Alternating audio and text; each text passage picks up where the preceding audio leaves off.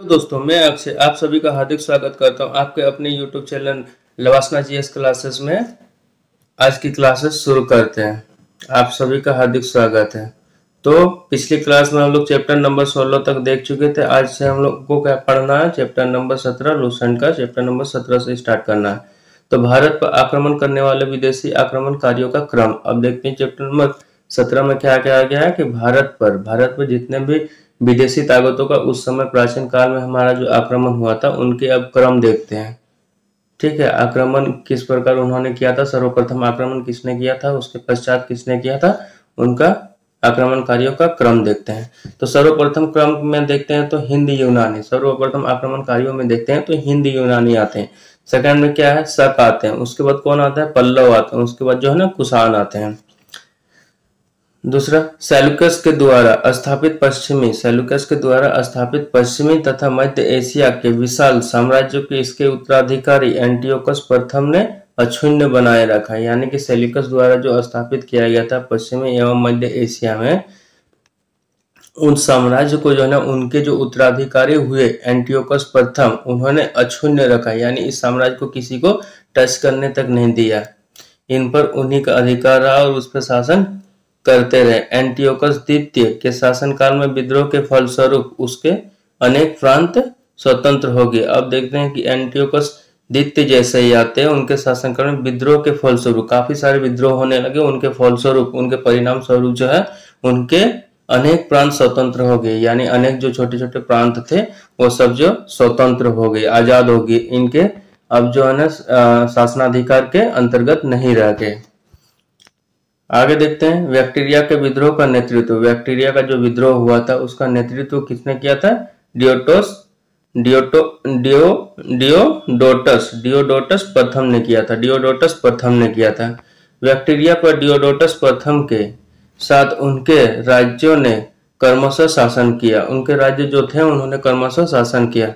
डियोडोटस द्वितीय, यूथिडेमस और Demetrius, Menander, Eucratides, एंटीअल्कीडस तथा हर्मिक्स, ये सभी जो है बैक्टीरिया के विद्रोह का नेतृत्व करता थे। ठीक है, आगे बढ़ते हैं। देखते हैं भारत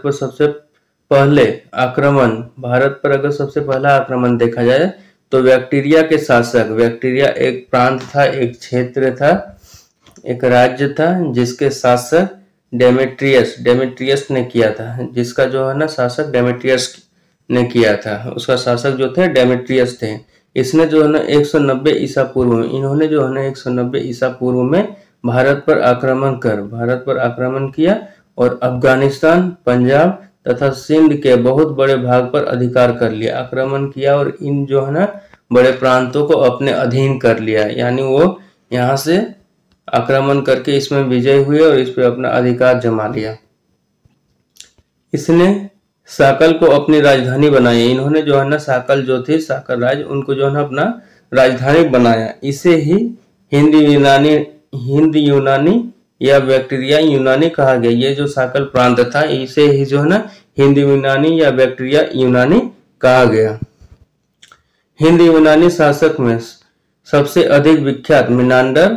अगर हिंद यूनानी शासकों की बात करें तो सबसे अधिक विख्यात यानी चर्चित जो थे वो मिनांडर थे। इनका शासनकाल रहा था 165 से 145 ईसा पूर्व हुआ। इसकी राजधानी जो है ना साकल को बनाया।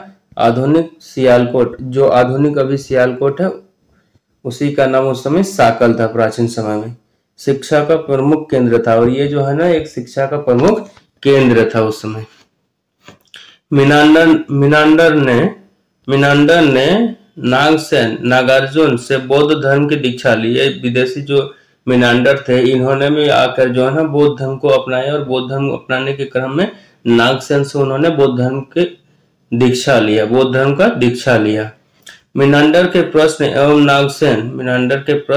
नागसेन द्वारा दिए गए उत्तर एक पुस्तक के रूप में संग्रहित है। मिनांडर से जो इनके जो जिज्ञासा थे मिनांडर के अंदर में, ये जो नागसेन से उस जिज्ञासा को शांत करने के लिए प्रश्न कर रहे थे, उनके प्रश्न और उन दोनों के बीच जो वाद विवाद या जो बातें हुई थी, बातचीत हुई थी, उसको जो है ग्रंथ का रूप दिया गया, एक पुस्तक का रूप दिया गया और उसमें उसको संग्रहित करके रखा गया है, जिसका नाम मिलिंदपनो अर्थात मिलिंद के प्रश्न या मिलिंद प्रश्न के नाम से जाना था। जो उसमें वो दोनों के बीच में, नागसेन एवं मीनांडर के बीच में, जिसमें एक दूसरे के जो बौद्ध धर्म को लेकर जो बातचीत हुआ, जो प्रश्न एवं उत्तर दिए गए एक दूसरे के द्वारा, उनको है ना एक किताब के, एक पुस्तक का रूप दिया गया, जिसको हम लोग मिलिंदपनो अर्थात मिलिंद के प्रश्न या मिलिंद प्रश्न कहा गया है, पुस्तक का नाम। आगे देखते हैं, हिंद यूनानी भारत के पहले शासक हुए। हिंद यूनानी जो है ना भारत के पहले शासक हुए, जिनके जारी किए सिक्के के बारे में निश्चित रूप से कहा जा सकता है, ये ऐसे एक शासक हुए जिसके सिक्कों के बारे में निश्चित रूप से जाने जा सकते हैं। क्योंकि सिक्कों के बारे में निश्चित रूप से इस प्रकार जाने जा सकते हैं क्योंकि जो ये अपने सिक्कों पे जो ना साल ईस्वी जो अभी वर्तमान में लिखा जाता है उसका वो अंकन करवाते थे। किन किन राजाओं के हैं? भारत में सबसे पहले हिंद यूनानी ने, भारत में अगर सबसे पहले में देखें तो हिंद यूनानी ने ही सोने के सिक्के जारी किए थे। सोने का सिक्का सबसे पहले अगर किसी ने जारी किया था भारत में तो वो कौन थे? हिंद यूनानी थे। हिंद यूनानी शासकों ने भारत के पश्चिमोत्तर सीमांत में हिंद यूनानी शासकों ने भारत के पश्चिमोत्तर यानी भारत का जो पश्चिम वाला क्षेत्र है, भारत का ये जो पश्चिम वाला क्षेत्र है, इधर पश्चिम वाला जो क्षेत्र है भारत, हिंद यूनानी शासकों ने भारत के पश्चिमोत्तर सीमा प्रांत में यूनान का प्राचीन कला चलाई। यूनान का जो वहां प्राचीन कला थी उस कला को चलाए। कला यानी कला जो हाथों का या तस्वीर वगैरह जो भी बनाए जाते थे पत्थरों को काट के या मंदिरों का निर्माण, उसी को कला के अंतर्गत रखा जाता है, कल्चर को। तो जिसे हेलेनिस्टिक आर्ट कहते हैं, जिसको हम लोग हेलेनिस्टिक आर्ट के नाम से जानते हैं। भारत में गंधार कला इसका उत्तम उदाहरण है। अगर भारत में देखें तो इसमें जो है ना गंधार कला इसका सर्वोत्तम उदाहरण है। गंधार कला ही इसका हेलेनिस्टिक आर्ट का उदाहरण है। आगे देखते हैं नोट में क्या कहा गया? यूनानियों ने पर्दे का प्रचलन आरंभ कर, यूनानी जो लोग थे ये पर्दे का प्रचलन आरंभ कर भारतीय नाट्य कला के विकास में योगदान दिया। अगर यूनानियों का देखें हमारे यहाँ आक्रमण करने के पश्चात इनका योगदान क्या क्या रहा, तो सबसे पहले देखते कि हेलेनिस्टिक आर्ट, इनकी ये जब आक्रमण करके यहाँ भारत आए तो इन्होंने अपने साथ जो है ना हेलेनिस्टिक आर्ट को अपने साथ लेकर आए। साथ ही साथ यहाँ जो भारतीय नाट्य कला है उनमें इनका योगदान ये था कि एक पर्दे के स्वरूप जो है ना ये नाट्य कला का विकास भी हुआ, विकास में योगदान है। चूंकि पर्दा यूनानियों की देन है, क्योंकि पर्दा जो है अभी भी जो पर्दा व्यवस्था देखते हैं, पर्दा लगा के जो चलते हैं वो जो है यूनानियों की ही देन है, इसलिए वो यूनिका के नाम से प्रसिद्ध है। इसलिए जो है ना वो लोग यूनिका के नाम से भी प्रसिद्ध है। चैप्टर नंबर 17 कंप्लीट हुआ। अब आगे बढ़ते हैं चैप्टर नंबर 18 की ओर। इसमें क्या कहा गया? शक के बारे में दिया गया। देखिए विदेशी आक्रमणकारियों में शक भी आते हैं। इसमें क्या है? यूनानियों के बाद शक आए। भारत में आकर विदेशी आक्रमणों की बात करें तो यूनानियों के बाद जो है ना शक आए। शकों की 5 शाखाएं थी। शकों की अगर शाखाओं की बात करें तो इनकी शाखाएं 5 थी। हर शाखा की राजधानी भारत और अफगानिस्तान में अलग अलग भागों में थी।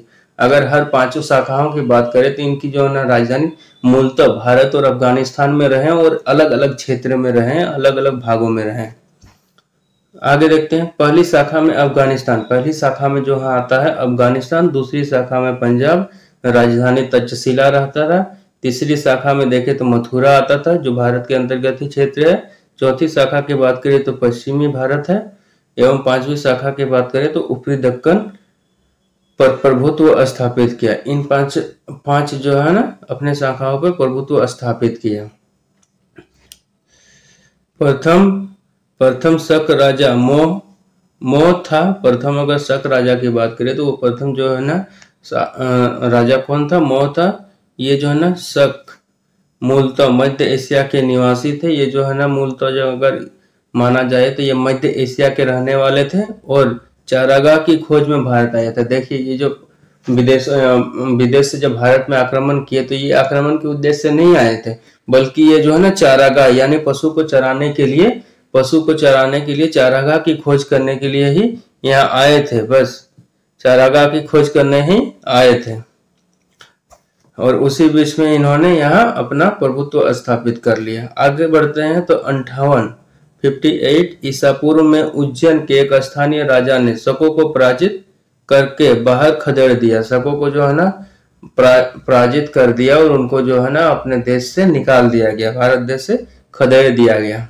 आगे, और विक्रमादित्य की उपाधि धारण की लिए इन्होंने जो है ना शकों को बाहर खदेड़ के इन्होंने अपने आप में विक्रमादित्य की उपाधि धारण कर ली।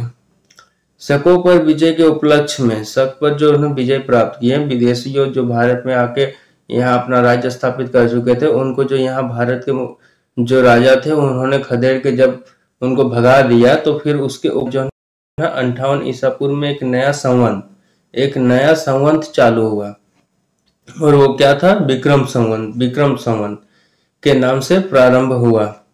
उसी समय से विक्रमादित्य एक लोकप्रिय उपाधि बन गया। उसी समय से अगर देखें तो विक्रमादित्य जो है ना एक लोकप्रिय उपाधि बन गया, जिसकी संख्या भारतीय इतिहास में, जिनकी संख्या की बात करें तो भारतीय इतिहास में 14 पहुंच गई है। ये संख्या जो है ना आगे बढ़ते बढ़ते 14 तक पहुंच गई है। गुप्त सम्राट चंद्रगुप्त द्वितीय सबसे अधिक विख्यात विक्रमादित्य था। अगर ये विक्रमादित्य उपाधि धारण करने वालों की अगर बात करें तो इसमें जो है ना चंद्रगुप्त द्वितीय सबसे विख्यात, सबसे योग्य सम्राट में से गिना जाता है। शकों की अन्य शाखाओं की तुलना में पश्चिम भारत में प्रभुत्व स्थापित करने की शाखा में सबसे लंबे अरसे तक शासन किया। इन्होंने जो है ना शकों की अन्य शाखाओं की तुलना में जो है ना पश्चिम भारत में प्रभुत्व स्थापित करने वाले शाखाओं में सबसे लंबे समय तक ये यहाँ पर रहे। आगे देखते हैं, गुजरात में चल रहे समुद्री व्यापार। गुजरात में जो चल रहा था समुद्री व्यापार से यह शाखा काफी लाभान्वित थी। यहाँ पर गुजरात जो एक पोर्ट बंदरगाह वाला क्षेत्र है, जानते हैं, तो गुजरात से चल रही समुद्री व्यापार, यानी समुद्री व्यापार किनसे चल रही होगी, विदेशों वगैरह से ये अपना संबंध बनाए हुए थे और व्यापारिक संबंध थे, तो उससे उस शाखा से काफी लाभान्वित हुई, यानी उससे जो है ना काफी प्रॉफिट उनको हुआ। भारी संख्या में चांदी के सिक्के जारी किए गए। अब जाहिर सी बात है, किसी के साम्राज्य, किसी के राज्य में अगर ज्यादा धन, ज्यादा संपदा रहेंगी तो वो अपने सिक्के के रूप में किस तरह का, सोना या चांदी के सिक्के का ही प्रचलन करेंगे। तो भारी संख्या में चांदी के सिक्के जारी किए, तो इन्होंने जब अपना समृद्धि दिखाने के लिए चांदी के सिक्के का ही इन्होंने जारी कर दिया। आगे देखते हैं,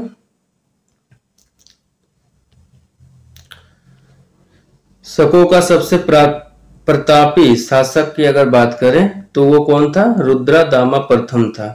ठीक है, रुद्रदामन प्रथम था, जिसका शासन 130 से लेके 150 ईस्वी 130 से लेके 150 ईस्वी गुजरात के बड़े भाग पर था। इसने काठियावाड़ की अर्ध शुष्क सुदर्शन झील, काठियावाड़ में जो अभी उपस्थित है अर्ध शुष्क झील मतलब आर्द्रता वाला, नमी वाला झील था, वो सुदर्शन झील मौर्यों द्वारा निर्मित, जो मौर्यों के द्वारा निर्मित की गई थी, का जीर्णोद्धार किया, यानी साफ सफाई रख रखाव उसकी थोड़ा मरम्मत इन्होंने करवाया। उसी को कहते हैं जीर्णोद्धार कहते हैं। रुद्रदामन संस्कृति का बड़ा प्रेमी था। रुद्रदामन की अगर बात करें तो ये संस्कृति का बड़ा प्रेमी था। संस्कृति यानी कल्चर, हमारे कल्चर, वेशभूषा, खान पान, रहन सहन, मूर्ति कला वगैरह, ये सभी जो है ना संस्कृति में आ जाते हैं। उसने ही सबसे पहले विशुद्ध संस्कृत भाषा में लंबा अभिलेख गिरनार अभिलेख जारी किया। अगर माने तो गिरनार अभिलेख जो है ना सबसे पहले संस्कृत भाषा में लंबा अभिलेख, जो गिरनार अभिलेख है, उनको जारी करवाया। आगे देखते हैं, जारी किए। इसके पहले के सभी अभिलेख प्राकृतिक भाषा में रचित है। इससे पहले का जितना अभिलेख देखिए वो प्राकृतिक भाषा में है, और ये जो है ना गिरनार अभिलेख किसमें थे, संस्कृत भाषा में थे। भारत में शक राजा अपने को क्षत्रप कर देते। भारत में जो शक राजा हुए थे वो अपने आप को जो ना क्षत्रप कहते थे। क्षत्रप कि हम यहाँ के इस क्षेत्र के इस प्रांत के क्षत्रप हैं। पार्थियाई या पल्लव, पार्थियाई या पल्लव, इसमें देखते हैं पश्चिमोत्तर भारत में शकों के आधिपत्य के बाद पार्थियाई लोगों का जो ना आधिपत्य हुआ। अगर भारत में देखें, भारत के पश्चिमोत्तर में यानी गुजरात, महाराष्ट्र ये वाले क्षेत्रों में अगर देखें तो शकों के आधिपत्य के बाद, यानी शकों ने जो आधिपत्य अपना जो है ना प्रभुत्व जमाए रखा था, उसके बाद जो है ना पार्थियाई लोगों का आधिपत्य हुआ। उसके बाद शक के बाद जो है ना वहां पे पार्थियाई लोग आए और उन्होंने उस जगह पे क्षेत्र पे उनका शासन चला। सबसे प्रसिद्ध पार्थियाई राजा गोंडो फर्निस, सबसे प्रसिद्ध जो पार्थियाई राजा में से नाम चलकर आता है या नाम आता है वो जो है ना गोंडो फर्निस का आता है। इसी के शासन काल में अगर देखें, गोंडो फर्निस के शासन काल में सेंट थॉमस ईसाई धर्म का प्रचार करने के लिए भारत आया। सर्वप्रथम अगर ईसाई धर्म का प्रचार की बात करें तो इसी के समय हुआ था, भारत आया था। अब देखते हैं नोट, पार्थियाई लोग का मूल स्थान ईरान में था। पार्थियाई लोगों का अगर मूल स्थान की बात किया जाए कि वो कहां से यहाँ आए थे तो वो था ईरान। 18 चैप्टर नंबर 18 हम लोग कंप्लीट कर चुके हैं। छोटे छोटे चैप्टर है तो कंप्लीट जल्दी हो जा रहे हैं। अब आगे बढ़ते हैं चैप्टर नंबर 19 की ओर। भारत पे विदेशी आक्रमण में देखते हैं कुषाण का भी नाम आता है। तो पल्लव के बाद जो है ना कुषाण आए। पल्लव जैसे ही यहाँ से भारत से उनको खदेड़ दिया गया, उसके बाद जो है ना कौन आए, कुषाण आए, जो यूची एवं तोखरी भी कहलाते हैं, जिसको हम लोग पल्लव को यूची या तोखरी भी कहते हैं। यूची नामक जो है ना एक कबीला 5 कुलों में बट गया था। यूची नामक एक कबीला था जो 5 कुलों में बट गया था। उन्हीं में से एक कुल थे कुषाण। उन्हीं 5 कुलों में से एक कुल थे कौन, कुषाण। कुषाण वंश के संस्थापक कुजुल काडफिसेस था। कुषाण वंश के संस्थापक की बात करें तो वो कुजल काडफिसेस था। इस वंश का सबसे प्रतापी राजा, अगर इस वंश की कुषाण वंश की बात करें तो सबसे प्रतापी राजा कौन बना ना, कनिष्क था। इनकी राजधानी पुरुषपुर या पेशावर थी। इनकी राजधानी की बात करें, कनिष्क की राजधानी जो बनाया था वो कहाँ बनाया था, पुरुषपुर या पेशावर में। कुषाणों की द्वितीय राजधानी मथुरा थी। अगर कुषाणों की द्वितीय राजधानी की बात करें तो वो मथुरा थी। कनिष्क ने 78 ईस्वी गद्दी पर बैठने के समय में एक संवत चलाया जो शक संवत कहलाया, जिसे भारत सरकार द्वारा प्रयोग में लाया जाता है। शक संवत को जो है ना भारत सरकार द्वारा प्रयोग में लाया जाता है। जैसे कि प्रियम्बल देखेंगे तो प्रियम्बल में इस शक संवत को सम्मिलित किया गया उद्देशिका में। आगे बढ़ते हैं। प्रस्तावना, भारत की प्रस्तावना जो संविधान की प्रस्तावना हो उसमें इस शक संवत का प्रयोग किया गया, तो वही कह रहा भारत सरकार द्वारा प्रयोग में लाया जाता है। आगे चलते हैं, देखते हैं बौद्ध धर्म की चौथी बौद्ध संगीति। अगर हम लोग पिछली क्लास में देख चुके थे कि बौद्ध धर्म की चौथी संगीति कनिष्क के शासन काल में हुआ था और ये कहाँ होता, कुंडलवन कश्मीर में हुआ था, जो प्रसिद्ध बौद्ध विद्वान वसुमित्र की अध्यक्षता में होती। चौथी बौद्ध संगीति जब देखते हैं हम लोग तो कहाँ हुआ था, पिछली क्लास में लोग पढ़े थे कि ये कनिष्क के शासन काल में हुआ था और ये जो है ना कुंडलवन कश्मीर में हुआ था। और इसकी बौद्ध विद्वान कौन थे जिन्होंने इसकी अध्यक्षता किया था, वो वसुमित्र थे। कनिष्क बौद्ध धर्म के महायान संप्रदाय का अनुयायी था। कनिष्क जो है ना बौद्ध धर्म के 2 भागों में जो बट गया था, हीनयान और महायान, तो ये महायान संप्रदाय के अनुयायी था, यानी उसका वो पालन करते थे, अनुसरण करते थे, उसको ये उन्होंने अपनाया था। नोट, अब नोट की बात करते हैं तो देखते हैं चीनी जनरल पेन चोवा ने कनिष्क को हराया। इन्होंने जो है ना कनिष्क को हराया। आरंभिक कुषाण शासकों की बात करें तो ने भारी संख्या में स्वर्ण मुद्राएं जारी किया। इन्होंने जो है कुषाण शासकों ने देखते हैं तो बहुत भारी मात्रा में जो है ना स्वर्ण मुद्रा यानी सोने की सिक्के जारी किए, जिनकी शुद्धता इनकी अगर सोने के सिक्के की शुद्धता की बात की जाए तो गुप्त काल की स्वर्ण मुद्राओं से उत्कृष्ट था। यानी गुप्त काल में जो स्वर्ण मुद्राएं चलाई जाती थी उसके गुणवत्ता क्वालिटी के आधार पर ये उनसे कई गुना ज्यादा श्रेष्ठ था, अच्छा था। ठीक है, कहीं अगर सोने की सिक्के चलाए जा रहे हैं तो इससे हम लोग ये समझ सकते हैं कि उस समय जो है ना, वो जो है ना क्षेत्र कितना समृद्धि, कितना धनी रहा होगा जो सोने के सिक्के चलाते थे। उनका समृद्धि का प्रतीक है ये। आगे बढ़ते हैं तो देखते हैं नोट। कुषाणों ने सोने के सर्वाधिक शुद्ध सिक्के जारी किए। सर्वाधिक शुद्ध सोने के सिक्के कुषाणों ने जारी किए। आगे देखते हैं, कुषाणों ने उत्तरी तथा उत्तर पश्चिमी भारत में सर्वाधिक संख्या में तांबे के सिक्के को जारी किया। सर्वाधिक मात्रा में जो है ना उत्तरी एवं उत्तर पश्चिमी भारत में सर्वाधिक संख्या में तांबे के सिक्के भी जारी किए। सबसे ज्यादा तांबे के सिक्के भी इन्होंने ही जारी किया। कनिष्क का राजवेद आयुर्वेद का विख्यात विद्वान चरक था। आयुर्वेद में जिसका विख्यात नाम है, आज भी जिनको हम लोग क्या बोलते हैं उसमें राजवेद का आज भी हम लोग इनको गुरु मानते हैं, चरक, जिनका जनक भी चरक ही है, जो चरक संहिता की रचना किए थे। इन्होंने ही चरक संहिता नामक जो है ना पुस्तक की रचना किए थे, जो भारतीय चिकित्सा शास्त्र का विश्वकोश कहलाता है। आज भी भारतीय चिकित्सा शास्त्र में इन चरक की जो है ना बातें की जाती है और यह विश्वकोश कहलाता है। आगे देखते हैं हम लोग, तो आगे क्या है, महाविभास सूत्र। महाविभास सूत्र के रचनाकार वसुमित्र हैं। महाविभास जो है सूत्र लिखे गए थे उनके रचनाकार वसुमित्र हैं। इसे ही बौद्ध धर्म का विश्वकोश कहा गया। अगर बौद्ध धर्म के विश्वकोश की बात किया जाए तो उन्हें किसको कहा गया, महाविभास को कहा गया। कनिष्क के राजकवि अश्वघोष ने बौद्धों का रामायण यानी बुद्ध चरित्र का रचना किया।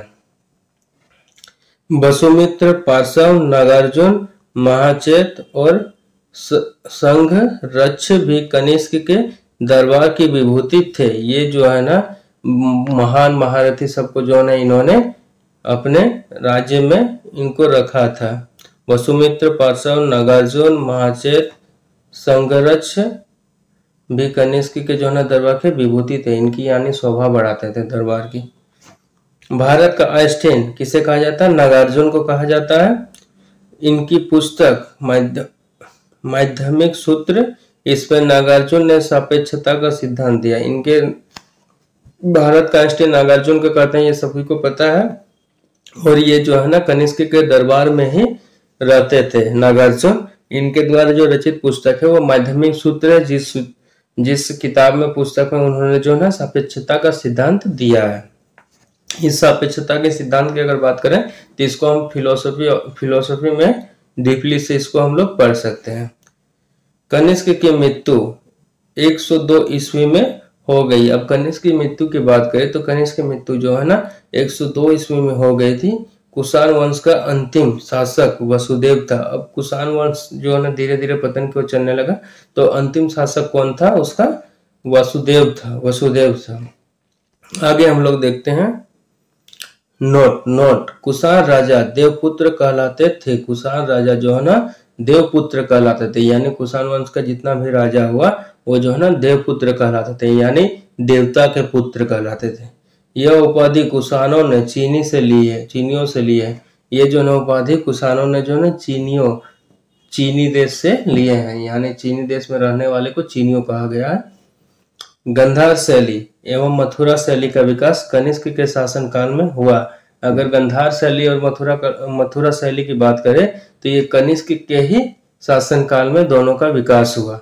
मथुरा संग्रहालय में कुषाण कालीन मूर्तियों का संग्रह अधिक मात्रा में है। मथुरा संग्रहालय अगर हम लोग कभी जाएं, यानी मथुरा संग्रहालय मतलब म्यूजियम, अगर हम लोग कभी जाएं और वहाँ के म्यूजियम में अगर जाएं तो वहाँ पे जो है हमको अधिक से अधिक मूर्तियां जो है ना कुषाण कालीन मूर्तियां ही हमें देखने को मिलेंगे।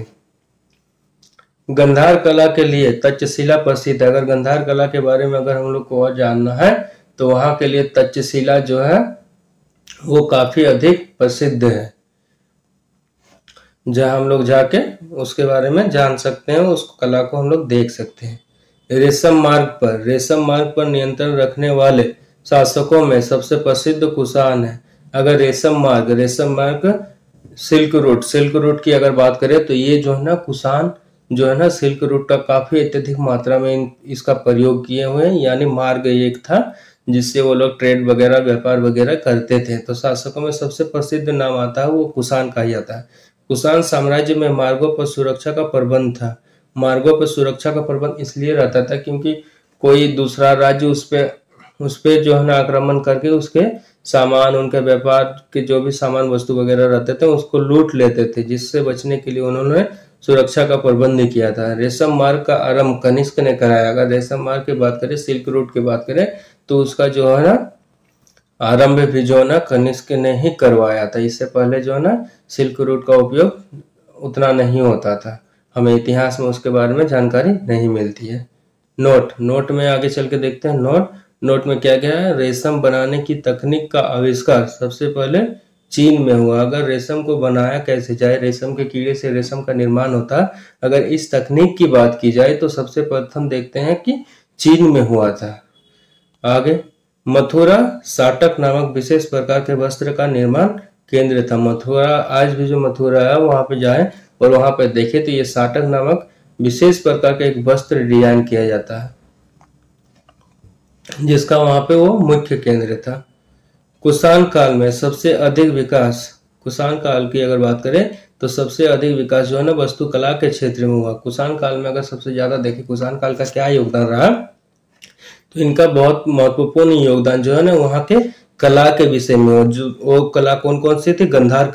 गंधार शैली कला और मथुरा कला शैली, ये वाला में इनका काफी अधिक योगदान था। इसी काल में बुद्ध की खड़ी प्रतिमा का निर्माण हुआ। इसी के समय में देखते हैं कि बुद्ध काल की जो है ना बुद्ध को एक खड़ी मूर्ति के रूप में दिखाया गया है, खड़ा करके प्रतिमा,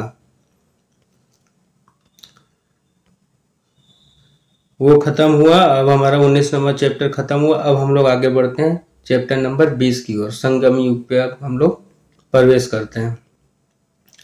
तो आइए हम लोग संगम युग के बारे में देखते हैं। ऐतिहासिक युग के प्रारंभ में, ऐतिहासिक युग के जो है ना, जैसे ऐतिहासिक युग शुरू हुआ था उसके प्रारंभ में अगर बात करें तो दक्षिण भारत का क्रमबद्ध इतिहास हमें जिस साहित्य से ज्ञात होता है उसे संगम साहित्य कहते हैं। अगर ऐतिहासिक युग, प्रारंभिक ऐतिहासिक युग की बात करें, अगर उसके बारे में अगर हमें जानना हो तो उनके बहुत ज्यादा जानने के स्रोत नहीं मिलते हमें, और वो काफी लिमिटेड स्रोत मिलते हैं जिससे हमें दक्षिण भारत के इतिहास के बारे में जानकारी प्राप्त होती है। वो इसी में से एक है संगम साहित्य, जो संगम साहित्य कहलाता है। संगम शब्द का अर्थ, अगर संगम शब्द का अर्थ की बात करें तो इसका अर्थ होता है परिसिद्ध अथवा गोष्ठी, परिसिद्ध अथवा गोष्ठी संगम का अर्थ, जिसमें तमिल कवि एवं विद्वान एकत्र होते थे। तमिल कवि भी होते थे और तमिल विद्वान भी होते थे, क्योंकि यह दक्षिण भारत की बात करता है इसलिए वो तमिल वाले क्षेत्र में चलाया था। प्रत्येक कवि अथवा लेखक अपने रचनाओं को संगम के समक्ष प्रस्तुत करता है। संगम जो थे ये संगम के समक्ष जो है ना प्रस्तुत करता है। संगम ये तमिल वर्ड शब्द है जिसका अर्थ होता है परिषद या गोष्ठी के समक्ष प्रस्तुत करता था, तथा इसकी स्वीकृति, जैसे हम लोग का भी मंत्री परिषद वगैरह होता है वैसे ही जो है ना संगम एक तमिल वर्ड है, तो उसी का जो है ना अर्थ निकल के आता है परिषद और गोष्ठी। उनके समक्ष रखा जाता था, फिर उस पर बात विचार होते थे, उसके बाद आगे फिर उस पर सहमति बनती थी। प्राप्त हो जाने के बाद ही किसी भी रचना का प्रकाशन संभव था। जब ये संगम समक्ष के समीप रखा जाता था और बात विवाद के बाद जब उनको मंजूरी दी जाती थी तभी जो है ना उस रचना को, यानी जो भी लेख लिखे जाते थे उस रचना को जो ना प्रकाशन किया जाता था, अन्यथा नहीं किया जाता था। परंपरा के अनुसार, परंपरा की बात करें तो परंपरा के अनुसार जो ना अति प्राचीन समय में पांड्य राजाओं के संरक्षण में कुल 3 संगम आयोजित किए गए। पांड्य राजाओं के संरक्षण में देखते हैं तो कुल 3 संगम यानी परिषद आयोजित किए गए। इसमें संकलित साहित्य को ही, इसमें जो ना 3 परिषद जो किए गए हैं उसमें जो ना संगम को ही, ये जो साथ में एक साथ किए गए उसके जो ना संगम को ही संगम साहित्य की संज्ञा दी गई है। आगे देखते हैं उपलब्ध संगम साहित्य का विभाजन। उपलब्ध जो संगम साहित्य हमें होते हैं उनका विभाजन जो है ना 3 भागों में किया गया। उनका विभाजन कितने भागों में किया गया? 3 भागों में। पहला क्या है? पत्थु पत्थु पातु पत्थु पातु, यानी ये तमिल वर्ड है, इसके लिए थोड़ा सा उच्चारण में पत्थु पातु। उसके बाद है इथु थोको इथु थोके इथु थोके। और तीसरा क्या है? पादिनेन पादिनेन किलकन कट्टू किलकन कक्कू किलकन कक्कू। ठीक है, ये 3 इसको याद कर लीजिएगा। तिरुवल्लुवर कृत कुराल तमिल साहित्य में एक आधारभूत ग्रंथ है। ये सभी जो है ना वर्ड जो है ना उच्चारण जो है ना तमिल भाषा में किया गया है। ठीक है, में आधारभूत ग्रंथ बताया गया। इसको एक ग्रंथ का श्रेणी दिया गया है। इसके विषय में त्रिवर्ग आचार्य शास्त्र, राजनीति, आर्थिक जीवन एवं प्रणय से संबंधित है। और इसमें जो है ना इन सभी विषयों में आचार शास्त्र, राजनीतिक, आर्थिक जीवन और प्रणय से संबंधित विषय के बारे में उस पुस्तक से हमें साहित्य से जानकारी मिलेंगी। उसी का वर्णन उस साहित्य में किया गया है। अब आगे देखते हैं स्थान, अध्याय, संकलित महत्वपूर्ण ग्रंथ।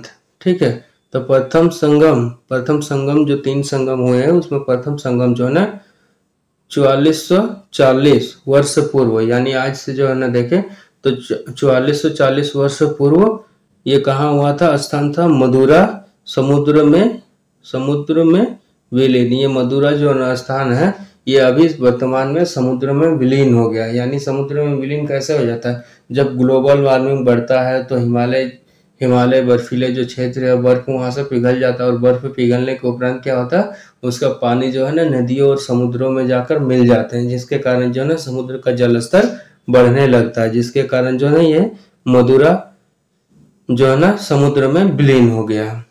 तटवर्तीय क्षेत्र था जिसके कारण समुद्र का जल स्तर जैसे ही बढ़ा वो समुद्र में विलीन हो गया, यानी समुद्र में वो समा गया। इसका अध्यक्ष कौन बने थे? न अगस्त्य बने थे। ये संकलित महत्वपूर्ण ग्रंथ जो है ना कक्टियम, परिपदाल, मधुनारे और मुक्कुकुरुकु तथा कलारी आविरे कोई भी इनमें से उपलब्ध नहीं है। दूसरा संगम की बात करें तो 3700 वर्ष पूर्व, आज से जो है 3700 वर्ष पूर्व इसका जो है स्थान कहाँ पे था? कपाटपुरम। ये अलेवाई समुद्र में विलीन, ये क्षेत्र भी देखते हैं हम लोग समुद्र में विलीन हो चुका है। यानी समुद्र ग्लोबल वार्मिंग इतना ज्यादा हुआ उस समय कि समुद्र का जलस्तर इतना ज्यादा बढ़ गया जिसके कारण ये सभी जो है ना क्षेत्र जो है ना समुद्र में समा गए। इसके अध्यक्ष कौन थे? अगस्त्य बने। अगस्त्य इसके अध्यक्ष थे। और संकलित महत्वपूर्ण ग्रंथ कौन से थे? तोल्काप्पियम, तमिल व्याकरण जिसका रचना तोल्काप्पियर है। तीसरा संगम जो है ना 1850 ईस्वी वर्ष पूर्व की बात है। ये मदुरा वाले क्षेत्र जो समुद्र में डूब चुका है वही स्थान था। ये इसका अध्यक्ष कौन थे? नक्कीर नेदुन थोके। संकलित महत्वपूर्ण ग्रंथ इसमें कौन कौन थे? नेदुन थोके, कुरुनन थोके, नत्रिनई, एनकुरु, भुरु, परिपादल, कुथु, वरी, पेरिसे तथा सित्रिसे आदि।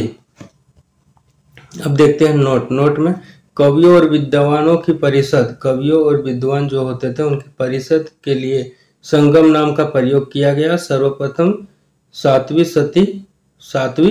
सदी के प्रारंभ में शिव संत नायनार तिरुनाबुक रसु अपार ने किया था। आगे फिर देखते हैं इलांगो कृत शिल्पाधिकारम। पायलो का गीत एक उत्कृष्ट रचना है जो तमिल जनता में राष्ट्रीय काव्य के रूप में मानी जाती है। जो तमिल जनता के बीच में जो है ना ये राष्ट्रीय काव्य के रूप में ये प्रचलित है। इसमें 30 सर्ग है जिसमें 3 खंडों में लिपिबद्ध किया गया है, जिसमें 3 सर्ग है और इसको जो है ना 3 खंडों में विभाजित करके इसको लिपिबद्ध किया गया है।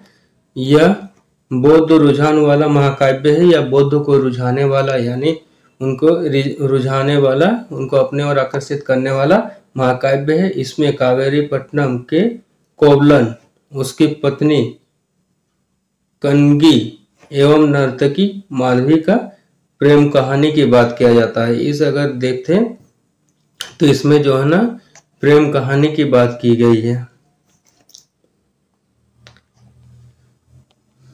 अब आगे देखते हैं मधुरा, आगे देखते हैं मधुरा, मधुरा का बोध, मधुरा जो है ना मधुरा का बोध, मधुरा के बोध धर्मावलंबी व्यापारी, मधुरा का बोध जो है ना धर्मावलंबी व्यापारी, धर्मावलंबी व्यापारी शीतले सतनार ने मणिमेखले की रचना की, मणिमेखले की रचना की। इसमें 30 सर्गों के अतिरिक्त एक प्रस्तावना भी था। इसमें जो है 30 सर्ग तो थे ही, उसके अतिरिक्त और जो है एक प्रस्तावना भी था। इसमें जो है ना जैन प्रभाव है। इसमें जो है ना इसमें देखे तो शीतले सतनार में अगर देखे तो इसमें जैन का प्रभाव भी कुछ पड़ा हुआ है।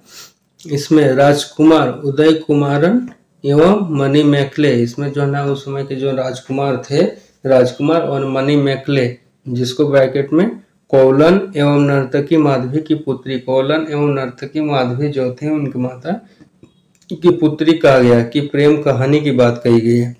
इसकी पुस्तक को पढ़े तो इसमें प्रेम कहानी की बात कही गई है। इस ग्रंथ की कहानी जो है ना दार्शनिक एवं शास्त्रीय संबंधी बातों के लिए बनाई गई है। इस कहानी को देखें तो ये सिर्फ और सिर्फ जो है दार्शनिक यानी फिलोसॉफिकल एवं शास्त्रीय संबंधी, शास्त्रों का ज्ञान देने के संबंधित जो है ना बनाई गई है। इसका मुख्य महत्व मुख्यतः धार्मिक है। इसका मुख्य महत्व की बात करें तो ये मुख्य रूप से ये धार्मिक पे ही आधारित है। नीलकंठ शास्त्री के अनुसार, नीलकंठ शास्त्री के माने तो बौद्ध लेखक दंडनाथ 5वीं सदी की कृति न्याय प्रवेश पर आधारित है। इनकी जो कृति न्याय प्रवेश पर ही आधारित है। आगे चलते हैं, देखते हैं जीवक चिंतामणि। जीवक चिंतामणि संगम काल के बहुत बाद की रचना है। ये जीवक चिंतामणि जो है ना रचना जो है ना संगम काल के बहुत बाद की है। इसकी रचना का श्रेय जैन भिक्षु तिरुतक-देवर को जाता है। इसकी जो है श्रेय किसको जाता है? जैन भिक्षु। ये जो है ना जैन भिक्षु थे। इसमें जो है ना तिरुतक-देवर को ही दिया जाता है। कहा जाता है कि तिरुतक-देवर यानी ये सब जो है ना साउथ भारत के ही नाम है। पहले चोल राजकुमार था, पहले जो है ये चोल राजकुमार था और बाद में जैन भिक्षु बन गया। ये जो है ना पहले एक राजकुमार था, वो राजकुमार जो है ना धीरे धीरे भिक्षु जीवन को अपना लिया। तोल्काप्पियम जो है ना तमिल व्याकरण है। तोल्काप्पियम की बात करें तो ये तमिल व्याकरण है। ये 5वीं सदी के बाद बहुत सी प्रसिद्ध तमिल रचनाएं नैतिक एवं दार्शनिक उद्देश्यों में लिखी गई है। इसमें जो है ना 5वीं सदी के बाद की बात करें तो इसमें प्रसिद्ध तमिल रचनाएं नैतिक एवं दार्शनिक, नैतिक यानी कुछ इथिक्स वाली बातें, इथिक्स की बातें, नैतिक बातें और दार्शनिक उद्देश्यों में लिखी गई और दार्शनिक फिलोसॉफिकल बातों को इसमें जगह दी गई है, लिखी गई है। इसमें तिरुवल्लुवर की तिरुकुरल सबसे प्रसिद्ध है। नोट में अगला हम लोग देखें तो देखते हैं रामकथा के अनेक तमिल संस्करण हैं। रामकथा के जो है ना अनेक तमिल संस्करण हैं, जिनमें सबसे प्रसिद्ध कंबन का इमावतारम है। आगे देखते हैं संगम साहित्य। संगम साहित्य के काव्य को 2 श्रेणियों में बांटा गया। संगम साहित्य की बात करें तो इसके जो है काव्य जो थे इसको जो है 2 श्रेणियों में बांटा गया और वो क्या क्या है? पहला अक्कम और दूसरा पूरम। अक्कम काव्यों का मूल विषय, अक्कम जो है काव्य जो थे उसका मूल विषय की बात करें तो वो प्रेम प्रसंग की बातें करता है, जबकि पूरम काव्यों का विषय जो है ना युद्ध था। पूरम काव्य जो लिखे गए थे वो पूरे युद्ध पे लिखे गए थे और जो है ना अक्कम जो है ना काव्य लिखे गए थे वो प्रेम प्रसंग पे लिखे गए थे। आगे देखते हैं संगम साहित्य में हमें तमिल प्रदेश के तीन राज्यों की बात करें तो वो चोल, चेर और पांड्य का विवरण प्राप्त होता है। अगर इनके बारे में चोल, चेर और पांड्य के विषय में अगर हमें और ज्यादा जानकारी, साउथ में किस प्रकार के ये थे, ये चोल, चेर और पांड्य किस प्रकार शासन करते थे, किस प्रकार का प्रशासन था, उस समय का समाज कैसा था, उसके विषय में अगर हमें और जानना रहे तो संगम जो है ना साहित्य में हमें इनके बारे में प्राप्त होता है। अब आगे हम लोग देखते हैं,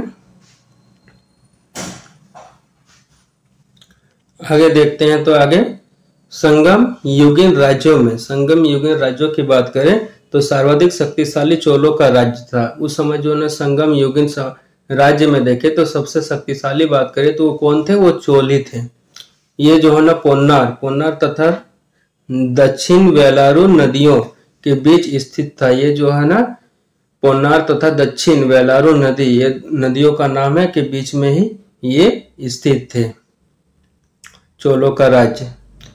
इसका जो ना सबसे प्रतापी राजा करिकाल था। इसका जो ना सबसे प्रतापी राजा की बात करें तो वो कौन था, करिकाल था।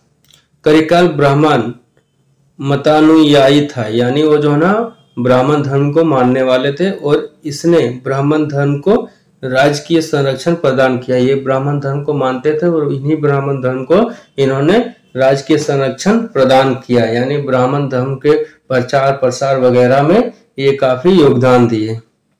पुहार पत्तन का निर्माण इसी के समय में हुआ। पुहार पत्तन की अगर बात करें तो उसका निर्माण जो है ना इसी के समय में हुआ। इसने कावेरी नदी के मुहाने पर बांध बनाए। इसने जो है ना देखिए कावेरी नदी जो था, कावेरी नदी के मुहाने पर, यानी कावेरी नदी की ऐसे मुहाने पर इन्होंने बांध बनवाया तथा सिंचाई करने के लिए नहरों का निर्माण किया। इन्होंने जो बांध बनाया और वहां जो कृषि को बढ़ावा देने के लिए सिंचाई नहरों का भी निर्माण करवाया, ताकि लोगों के खेतों तक पानी को पहुंचाया जा सके और कृषि फसल की पैदावार को बढ़ाया जा सके।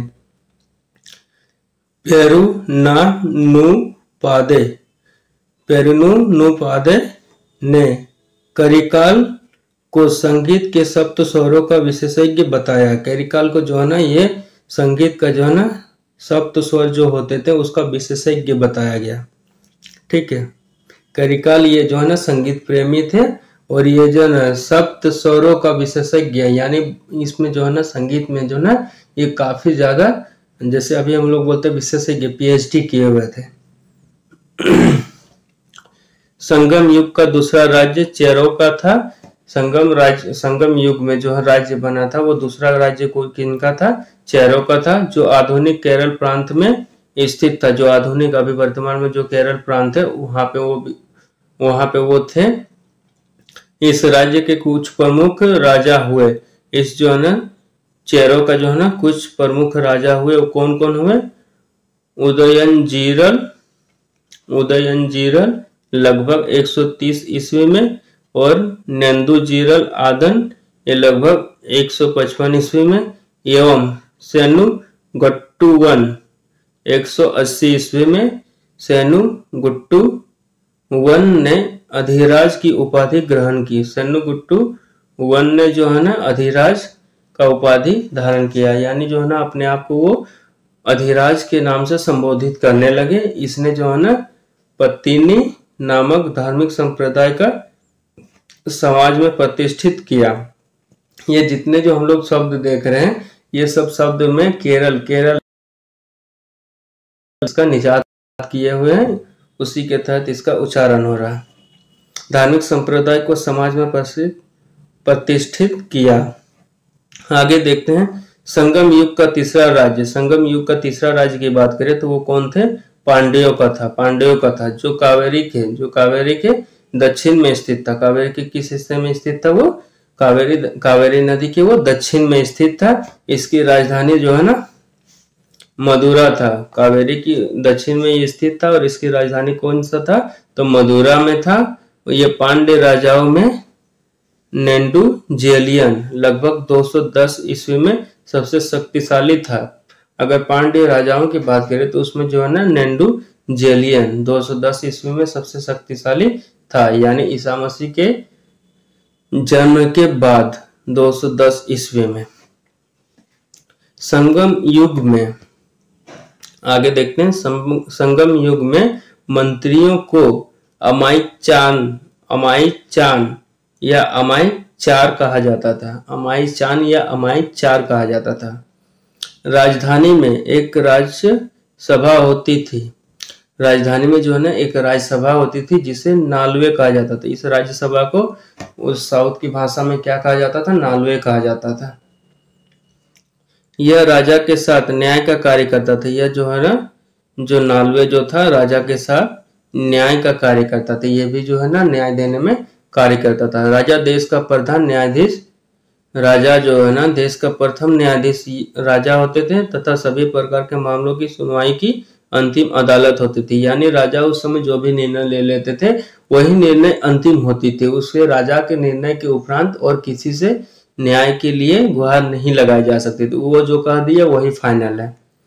राजा के न्यायाधीश को मनरम कहा जाता था। राजा के जो है ना न्यायालय को मरनम कहा जाता था। राजा यानी जिस न्यायालय में, जिस परिषद में, जिस न्यायालय में वो निर्णय लेते थे उसको जो है ना मनरम कहा जाता था, मनरम कहा जाता था। यानी उनके जो है ना अभी के जो वर्तमान समय में देखते हैं कोर्ट, उन्हीं का राजा का जो उस समय न्यायालय रहता था उसको मनरम कहते थे। चोरी तथा व्यभिचार, चोरी तथा व्यभिचार के अपराध के लिए मृत्युदंड दिया जाता था। चोरी या व्यभिचार, किसी के बारे में बुरा भला सोचना या विचार करना या बोलना, उसके लिए जो है ना अपराध की श्रेणी में उसको रखते थे और उसके लिए मृत्युदंड दिया जाता था। झूठी गवाही देने पर जीभ काट ली जाती थी। देखिए उस समय का प्रशासन कितना सख्त प्रशासन था। जो कोई अगर किसी के बारे में झूठी गवाही दे दे तो उसकी जो है ना जीभ काट ली जाती थी।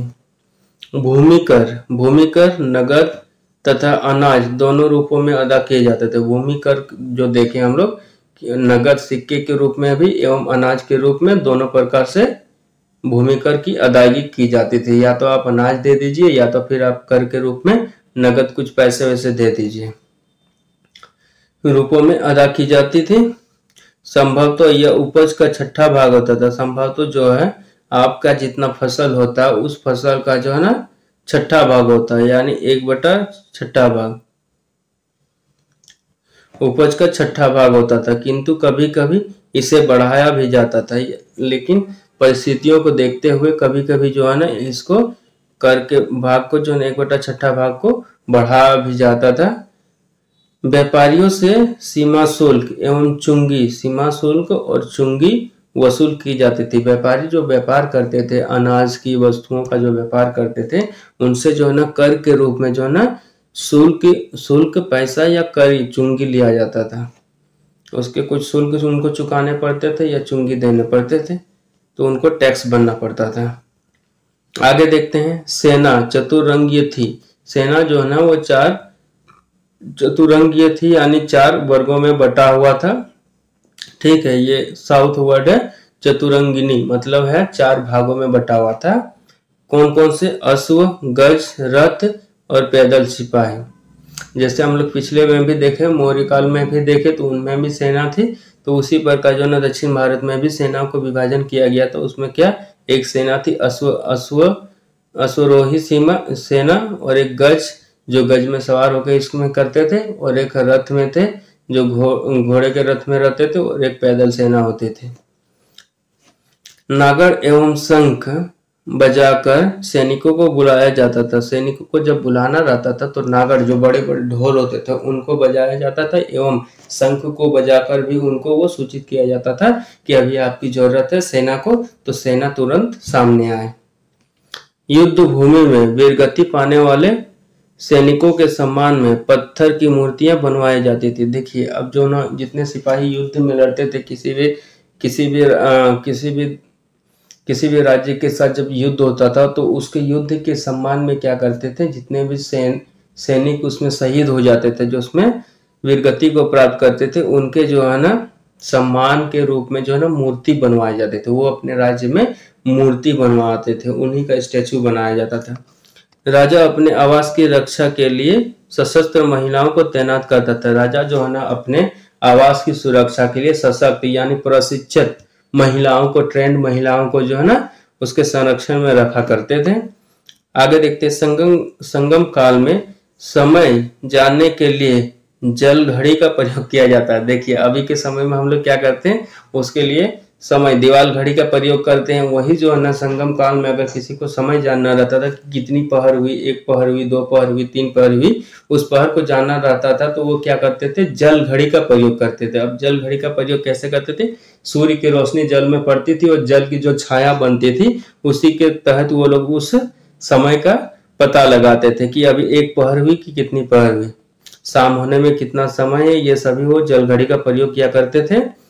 तमिल प्रदेश में ब्राह्मणों का उदय सर्वप्रथम संगम काल में हुआ। अगर तमिल प्रदेश में बात करें तो ब्राह्मणों की उदय देखते हैं, उदय सर्वप्रथम अगर देखते हैं तो संगम काल में ही हुआ, क्योंकि संगम काल में ब्राह्मण को काफी संरक्षण दिए गए और उसी काल में जो है इनका उदय माना जाता तमिल प्रदेश में, यानी साउथ भारत में।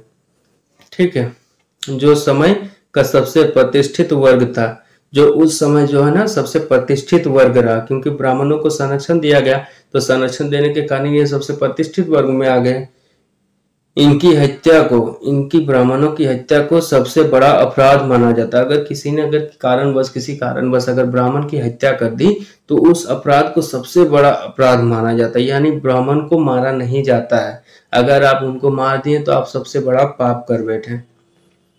संगम कालीन ब्राह्मण मांस भक्षण करते थे। संगम कालीन ब्राह्मण की बात की जाए तो वो जो ना मांस भक्षण करते थे, यानी जो ना आहार के रूप में वो लोग जो ना मांस का उपयोग करते थे, मांस खाते थे। उस समय के ब्राह्मण मांस खाते थे, जो वर्तमान समय में भी देखते हैं। तथा सूरा पीते थे, मांस खाते थे तथा सूरा पीते थे। सूरा का मतलब है यहाँ पे शराब भी वो लोग सेवन करते थे।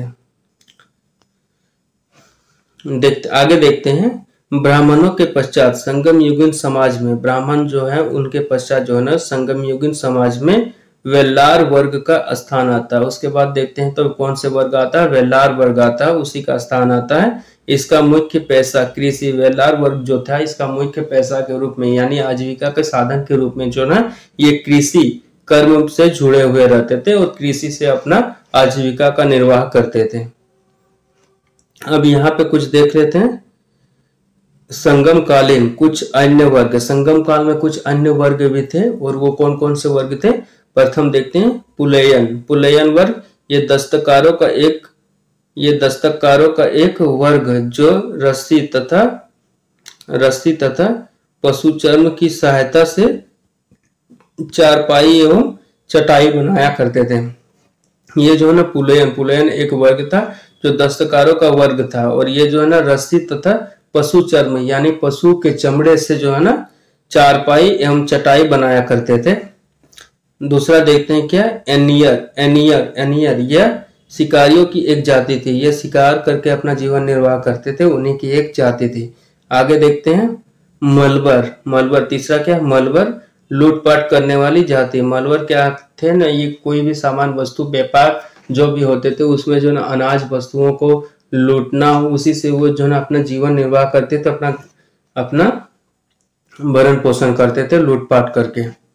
अब आगे देखते हैं संगम साहित्य में व्यापारी वर्ग, संगम साहित्य में व्यापारी वर्ग को वैनिगर कहा गया। संगम साहित्य में अगर पूछे कि जो व्यापार करते थे उनको क्या कहा गया तो वैनिगर कहा गया है। वैनिगर ये जो है ना साउथ वर्ड है जिसके कारण व्यापारिक वर्ग को वैनिगर, वहां वैनिगर के उच्चारण करते हैं, वैनिगर नाम से उच्चारण करते हैं। संगम साहित्य में दास प्रथा अस्तित्व का प्रमाण नहीं मिलता है। अगर संगम साहित्य में बात करें तो कहीं भी जो हमें दास प्रथा दिखाई नहीं पड़ती है।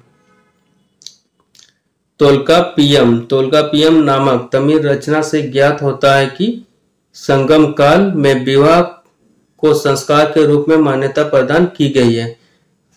तोल्कापियम की अगर हम लोग देखें तमिल रचना जो है उसको अगर हम लोग देखें या तो उसको पढ़ें समझें तो उसमें जो है ना किसी तरह का विवाह संस्कार के रूप की मान्यता प्रदान दी गई है, यानी विवाह नामक संस्कार को जो है ना उन्होंने मान्यता उस समय दी हुई है कि विवाह भी जो हमारा एक संस्कार का ही रूप है, एक संस्कार के अंतर्गत ही हमारा आता है जिसको करना सभी के लिए अनिवार्य है या आवश्यक है। इसमें जो है हिंदू धर्मशास्त्रों में वर्णित विवाह के 8 प्रकारों, इसमें जो हम लोग देखते हैं हिंदू हिंदू धर्मशास्त्र में विवाह के 8 प्रकारों की बात की गई। उसमें क्या है? ब्रह्म, देव, आर्ष, प्रजापत्य, असुर, गंधर्व, राक्षस तथा पैशाच। यानी विवाह कितने प्रकार के होते हैं ना? 8 प्रकार के होते हैं। तो ब्रह्म, देव, आर्ष, प्रजापत्य, असुर, गंधर्व, राक्षस, पैशाच, ये जो है ना सभी विवाह के प्रकार है का उल्लेख मिलता है। प्रणय विवाह की मान्यता, अगर प्रणय विवाह की बात करें तो वर्णम विवाह की मान्यता दी गई थी, जिसे पंचतीने कहा गया। जिसे पंचतीने कहा गया। एक पक्षीय प्रणय को केकी कने अनुचित प्रणय को पेरुदिने कहा गया। संगम काल में चावल मुख्य खाद्यान्न था। यानी संगम काल में देखें तो उनका मुख्य खाद्यान्न क्या था ना? चावल था। और ये चावल जो है ना अभी भी साउथ में देखें तो मुख्य खाद्यान्न के अंतर्गत ही आते हैं। साउथ के लोग चावल बहुत ज्यादा मात्रा में सेवन करते हैं। चावल के कई तरह के वैरायटी बना के वो लोग सेवन करते हैं। इसे दूध में मिलाकर सांभर नामक खाद्यान्न तैयार किया था। आप जानते हैं कि साउथ मूवी देखे या साउथ कभी भी आप जाएं तो वहाँ इडली सांभर बहुत ज्यादा फेमस है। तो आपको इडली सांभर खाने को मिलेगा ही। तो वो सांभर कैसे बनाया था? दूध में मिलाकर सांभर नामक खाद्यान्न को तैयार किया जाता है। अब आगे चलते हैं, आगे देखते हैं। नर्तक नर्तकियों व गायकों के दल घूम घूम कर लोगों को मनोरंजन किया करते थे। अगर संगम काल की बात करें तो उस समय जो नर्तक और नर्तकियों जो है ना गायकों के दल एक गुट बनाकर वो घूमते थे और घूम घूम कर जो है ना लोगों का मनोरंजन करते थे। आगे देखते हैं। संगम साहित्य में इन्हें पानर संगम साहित्य की बात करें तो घूम घूम कर नर्तकी लोग जो नाटक दिखाते थे, लोगों का मनोरंजन करते थे, उनको पानर एवं पानर और बिडेलियर कहा गया है। आगे देखते हैं। तमिल साहित्य में मच्चेलियर ओवेयर जैसी कवित्रियों की चर्चा मिलती है, जिससे स्पष्ट है कि इस काल में स्त्रियां सुशिक्षिता होती थी। जिसके ये जो 2 नाम हमें उनके साहित्य में महिलाओं का नाम का जो जिक्र किया गया, तो महिलाओं को स्थान प्रदान किया गया है, स्थान की प्राप्ति किया गया है, जिसके कारण हम लोग ये मान सकते थे कि उस समय का समाज जो है ना महिलाओं का काफी सम्मान देते थे। दक्षिण भारत के समाज महिलाओं को प्रति काफी सम्मान भाव रखते थे और स्त्रियां जो है ना सुशिक्षिता होती थी। यानी वो लोग पढ़े लिखे स्त्रियां होती थी, पढ़ने पे उनको किसी तरह का रोक नहीं था। आगे देखते हैं। संगम काल के लोग कौवे को शुभ पक्षी मानते थे। अगर संगम काल के लोगों की बात की जाए तो वो लोग जो है ना कौवे जो अभी भी हम लोग देखते हैं, किसी का श्राद्ध के समय भी जो श्राद्ध करते हैं किसी का, तो उसमें हम लोग कौवे को जो है ना उस श्राद्ध का प्रसाद का सबसे पहले हम लोग देते हैं। तो ठीक है, तो संगम काल में देखते इसी कौवे को जो है ना वो सब शुभ पक्षी के रूप में मानते थे, जो अतिथियों के आगमन की सूचना देता। आज भी देखते हैं हमारे घरों में अगर कौवा अगर सुबह या तो फिर किसी सुबह के टाइम अगर आके अगर कौवा अगर काम करने लगता है तो फिर हम लोग वो अनुमान लगाते थे कि आज जो है ना हमारे घर पे कोई मेहमान आने वाला। तो उस समय भी जो है ना संगम काल में माना जाता था और आज भी ये माना जाता है। कौवे नाविकों को सही दिशा का भी बोध कराते हैं। अब कौवे की विशेषता देखें तो कौवे जो है ना नाविकों यानी जो नाविक जो है ना नदी में जो नाव चलाते हैं नाविकों को रास्ता दिखाने का भी काम करते थे। इसी कारण जो है ना सागर के मध्य जो भी चलने वाले जहाजों के साथ उन्हें ले जाया करते थे। समुद्र में जो भी नाव चलाते थे वो लोग क्या करते थे, अपने साथ जो है ना कौवे को लेकर जाते थे, क्योंकि कौवे जो है ना मार्ग दिखाने रास्ता दिखाने का भी काम करते थे। संगम काल में समाधियों के स्थान पर पत्थर गाड़ने की प्रथा थी। संगम काल में जो है समाधियों में यानी जो मृत्यु हो जाती थी और उनको जो समाधि दफनाते थे या जलाते थे, जो भी समाधि बनाते उसमें जो है ना पत्थर गाड़ने की प्रथा थी। उस समाधि में जो है वो एक पत्थर को गाड़ देते थे। इन्हें ही जो है बिरगल अथवा वीरप्रस्थ कहा जाता था। इन्हें जो पत्थर गाड़ देते थे ये उसी को जो है ना विरगल या वीरप्रस्थ कहा जाता था। इनकी पूजा भी होती थी। इन पत्थरों की जो है ना पूजा भी होती थी। प्राय युद्ध में प्राप्त वीरगति सैनिकों के सम्मान में खड़े किए जाते थे, और इस प्रकार जो है ना प्राय देखा जाता था जब भी किसी राज्य दूसरे राज्य के साथ युद्ध लड़ा जाता था और युद्ध में जितने वीर जवान जो है ना शहीद होते थे, वीरगति को प्राप्त करते थे, उनके सम्मान में ये पत्थर गाड़े जाते थे और उनको जो है ना पूजा भी जाता था। जब भी युद्ध में कोई जाते थे तो फिर उनको पूज कर फिर वो युद्ध लड़ने जाते थे। ये जो है ना वीर सैनिकों के प्रति उनका सम्मान को दर्शाता है। आगे देखते हैं, संगम काल में किसानों को वेलार तथा उनके प्रमुखों को वेलीर कहा गया। संगम काल में जो है ना किसानों को जो है ना वेलार, यानी जो किसान जो फसल उगाते थे, कृषि करते थे, उनको जो है ना वेलार तथा उनके प्रमुखों को वेलीर कहा गया। उनके जो भी प्रमुख होते थे उनको जो है ना वेलीर कहा गया। संगम साहित्य से पता चलता है कि समाज के निम्न वर्ग, संगम साहित्य की अगर अध्ययन करें तो हमको उनसे पता चलता है कि निम्न वर्ग की महिलाएं मुख्यतः खेती का कार्य किया करती थी। मुख्य रूप से देखें तो वो लोग क्या काम करती थी? महिलाएं खेती का काम करती थी।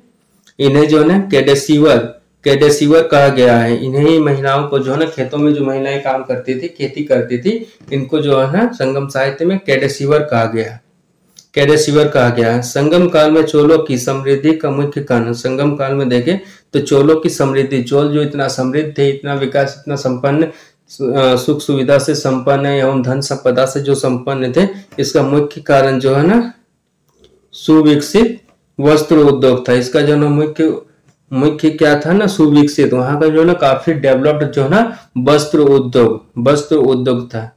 ये वस्त्र उद्योग इतना ज्यादा विकसित था जिसके कारण वो समृद्धि का मुख्य कारण, वही पैसा का मेन सोर्स जो होता है उसका वस्त्र उद्योग से ही आता था। आगे देखते हैं, पांड्य राज्य में कोकई, सैल्यूर, चेर राज्य में प्रमुख बंदरगाह था। ये जो है ना प्रमुख जो है ना बंदरगाह था जिनसे जो है वो व्यापार वगैरह किया करते थे। कोकई मोती खोजने का प्रमुख पत्तन था। कोकई जो यानी कैसा पोर्ट एरिया था जहां से जो है ना मोतियां काफी मात्रा में मिली जाती थी, और वहां मोतियां। आगे देखते हैं, कोरोमंडल समुद्र तट पर पुदुचेरी के कोरोमंडल समुद्र तट पर पुदुचेरी से 3 किलोमीटर दक्षिण में, पुदुचेरी से 3 किलोमीटर दक्षिण में स्थित अरिकेमेडु चोल वंश का एक प्रमुख बंदरगाह था। अरिकेमेडु जो है ना ये एक चोल वंश का जो है ना प्रमुख बंदरगाह, यानी प्रमुख बंदरगाह का मतलब है पोर्ट एरिया था। यहाँ से जो मुख्य व्यापार वगैरह वो दूसरे देशों से, दूसरे राज्यों से जो है ना संपर्क स्थापित करके किया करते थे। इस बंदरगाह से जो है ना रोम के साथ व्यापार होता था। इस बंदरगाह से ही जो है ना वो रोम के साथ अपना व्यापार करते थे। और 1945 ईस्वी में यहाँ की खुदाई से, यहाँ जब 1945 में फिर खुदाई की गई तो एक विशाल रोमन बस्ती का पता चलता है कि रोम का व्यापारी के साथ तो ये व्यापार करते थे, हो सकता है रोम से जो आए हुए व्यापारी थे वो अपना एक बस्ती बनाकर यहीं स्थापित हो गए, यहीं रहने लगे। तो जब 1945 में ये खुदाई की गई तो उनका जो है ना एक बस्ती प्राप्त हुआ, के साथ व्यापार होता था, जिनके साथ उनका जो व्यापार होता था वो बस्ती प्राप्त हुआ। इससे यह अनुमान लगाया जा सकता है कि रोम के व्यापारी जो यहाँ बार बार आते जाते थे तो वो अपने लिए रहने के लिए एक बस्ती बसा लिए थे कि भारत से व्यापार तो करना ही है, तो कहाँ हम लोग अपना सिर ढकने के लिए रहे, तो चलो इसी समुद्र के किनारे जो है ना एक बस्ती बना के बैठ जाते हैं। यहाँ मनकों के निर्माण का कारखाना भी था। यहाँ पे जो है ना मनको, यानी जो है ना मनके में जितने मिट्टी के जो है खिलौने बर्तन वगैरह, या तो फिर जो है ना घोड़े वगैरह बनाए जाते थे, चूड़ियां बनाए जाते थे, तो उनका जो है ना कारखाना भी पाया गया। पेरिप्लस में अरिकेमेडु को पैडॉक कहा गया है। पेरिप्लस में जो है ना अरिकेमेडु को जो है ना पैडॉक कहा गया है।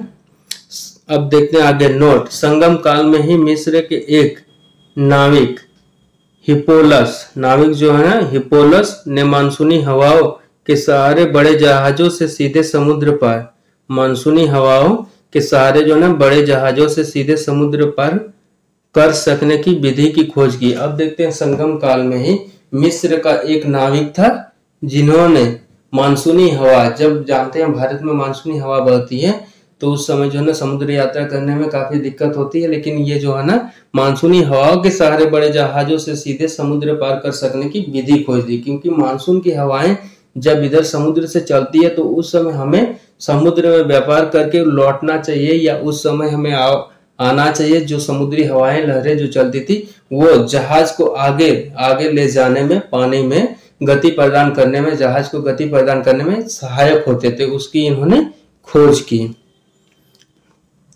तमिल देश का प्राचीन देवता, तमिल जो है ना देश का प्राचीन देवता की बात करें तो वो कौन था? मुरुगन था। मुरुगन आज भी साउथ की मूवी में देखते हैं तो मुरुगन को दिखाया जाता है, जो ये कृष्ण भगवान के होते हैं मुरुगन। कालांतर में उसका नाम सुब्रहन हो गया। कालांतर में बाद में जब उसका देखते हैं तो उसका नाम जो है ना सुब्रहण्य हो गया। स्कंद कार्तिकेय के साथ उसका जो है ना तादात्म्य स्थापित कर दिया गया। स्कंद कार्तिकेय के साथ जो है उसका तादात्म्य स्थापित कर दिया गया।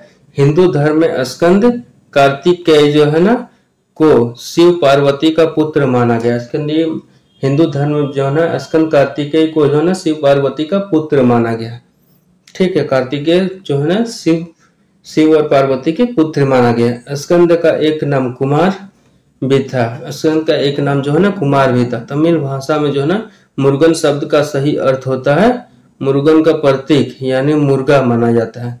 यानी मुरुगन जो तमिल एक शब्द है और तमिल शब्द में जो है मुरुगन कहते हैं। मुरुगन का जो है ना प्रतीक किसको माना है? मुर्गा शब्द का सही अर्थ होता है।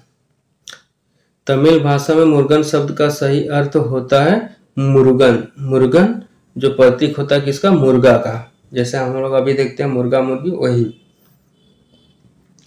उसके विषय में यह मान्यता थी कि उनके विषय में अगर देखें तो यह मान्यता थी कि ये मानते थे कि उसे पर्वत पर क्रीड़ा करने, उन्हें जो है ना पर्वत पर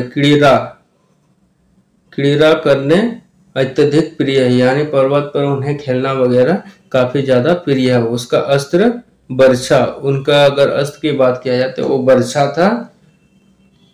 कुर्वस नामक एक पर्वतीय जनजाति का स्त्री को मुरुगन की पत्नी से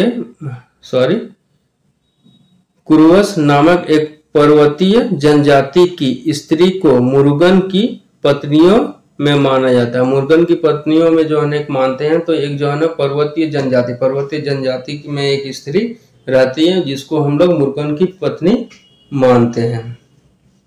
अब ये संगम साहित्य का हम लोग खत्म कर चुके। अब आगे बढ़ते हैं चैप्टर नंबर 21 की और अब हम लोग आगे बढ़ते हैं। तो चैप्टर नंबर 21 में हम लोग देखते हैं अब क्या पढ़ना है? गुप्त काल के बारे में पढ़ना है, गुप्त साम्राज्य के बारे में पढ़ना है। ठीक है,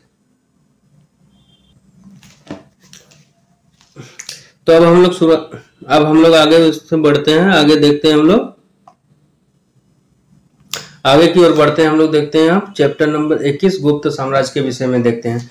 तो गुप्त साम्राज्य का उदय 3री शताब्दी। गुप्त साम्राज्य का जो उदय का काल है ये 3री शताब्दी के अंत में प्रयाग के निकट कौशाम्बी में हुआ। प्रयाग के निकट देखते हैं हम लोग, प्रयाग जो इलाहाबाद के आसपास का क्षेत्र है, इलाहाबाद है, उसके निकट जो है ना हम लोग कौशाम्बी में देखते हैं। संभवतः गुप्त लोग कुषाणों के सामंत थे। संभवतः देखते हैं कि गुप्त लोग जो है ना कुषाणों के सामंत थे। गुप्त वंश का संस्थापक श्रीगुप्त था। अगर गुप्त वंश का संस्थापक की बात करें तो वो कौन थे? श्रीगुप्त थे। इन्होंने जो ना 240 से लेकर 280 ईसा पूर्व तक शासनकाल इनका रहा है। श्रीगुप्त का उत्तराधिकारी घटोत्कच था। इनकी उत्तराधिकारी का बात करें कि कौन उत्तराधिकारी था तो वो घटोत्कच था, जिनका शासनकाल रहा 280 से 320 ईस्वी तक रहा है।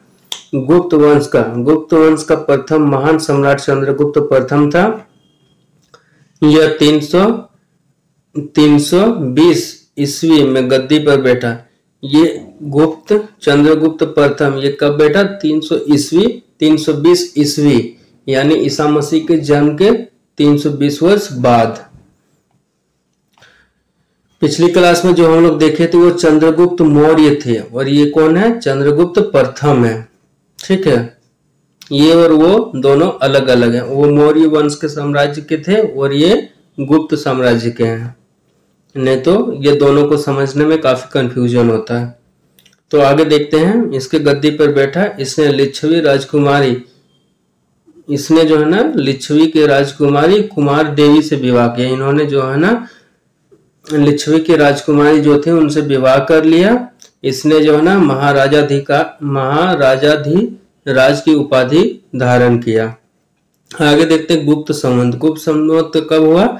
इसकी शुरुआत कब हुई ना 319 से लेकर 320 ईस्वी की शुरुआत। इसकी शुरुआत जो है ना चंद्रगुप्त प्रथम ने की। गुप्त संवत की शुरुआत जो है ना चंद्रगुप्त प्रथम ने किया।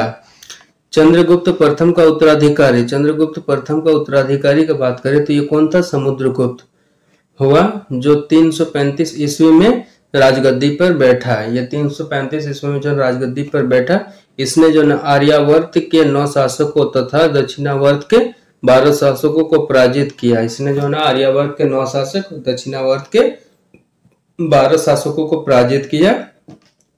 इन्हीं विजयों के कारण इसे भारत का नेपोलियन कहा गया। इन्हीं सब विजय जो थे, ये माना जाता है कि समुद्रगुप्त जो है ना अपने शासनकाल में जितने भी युद्ध लड़े, एक भी युद्ध में इनकी जो है ना हार नहीं हुई।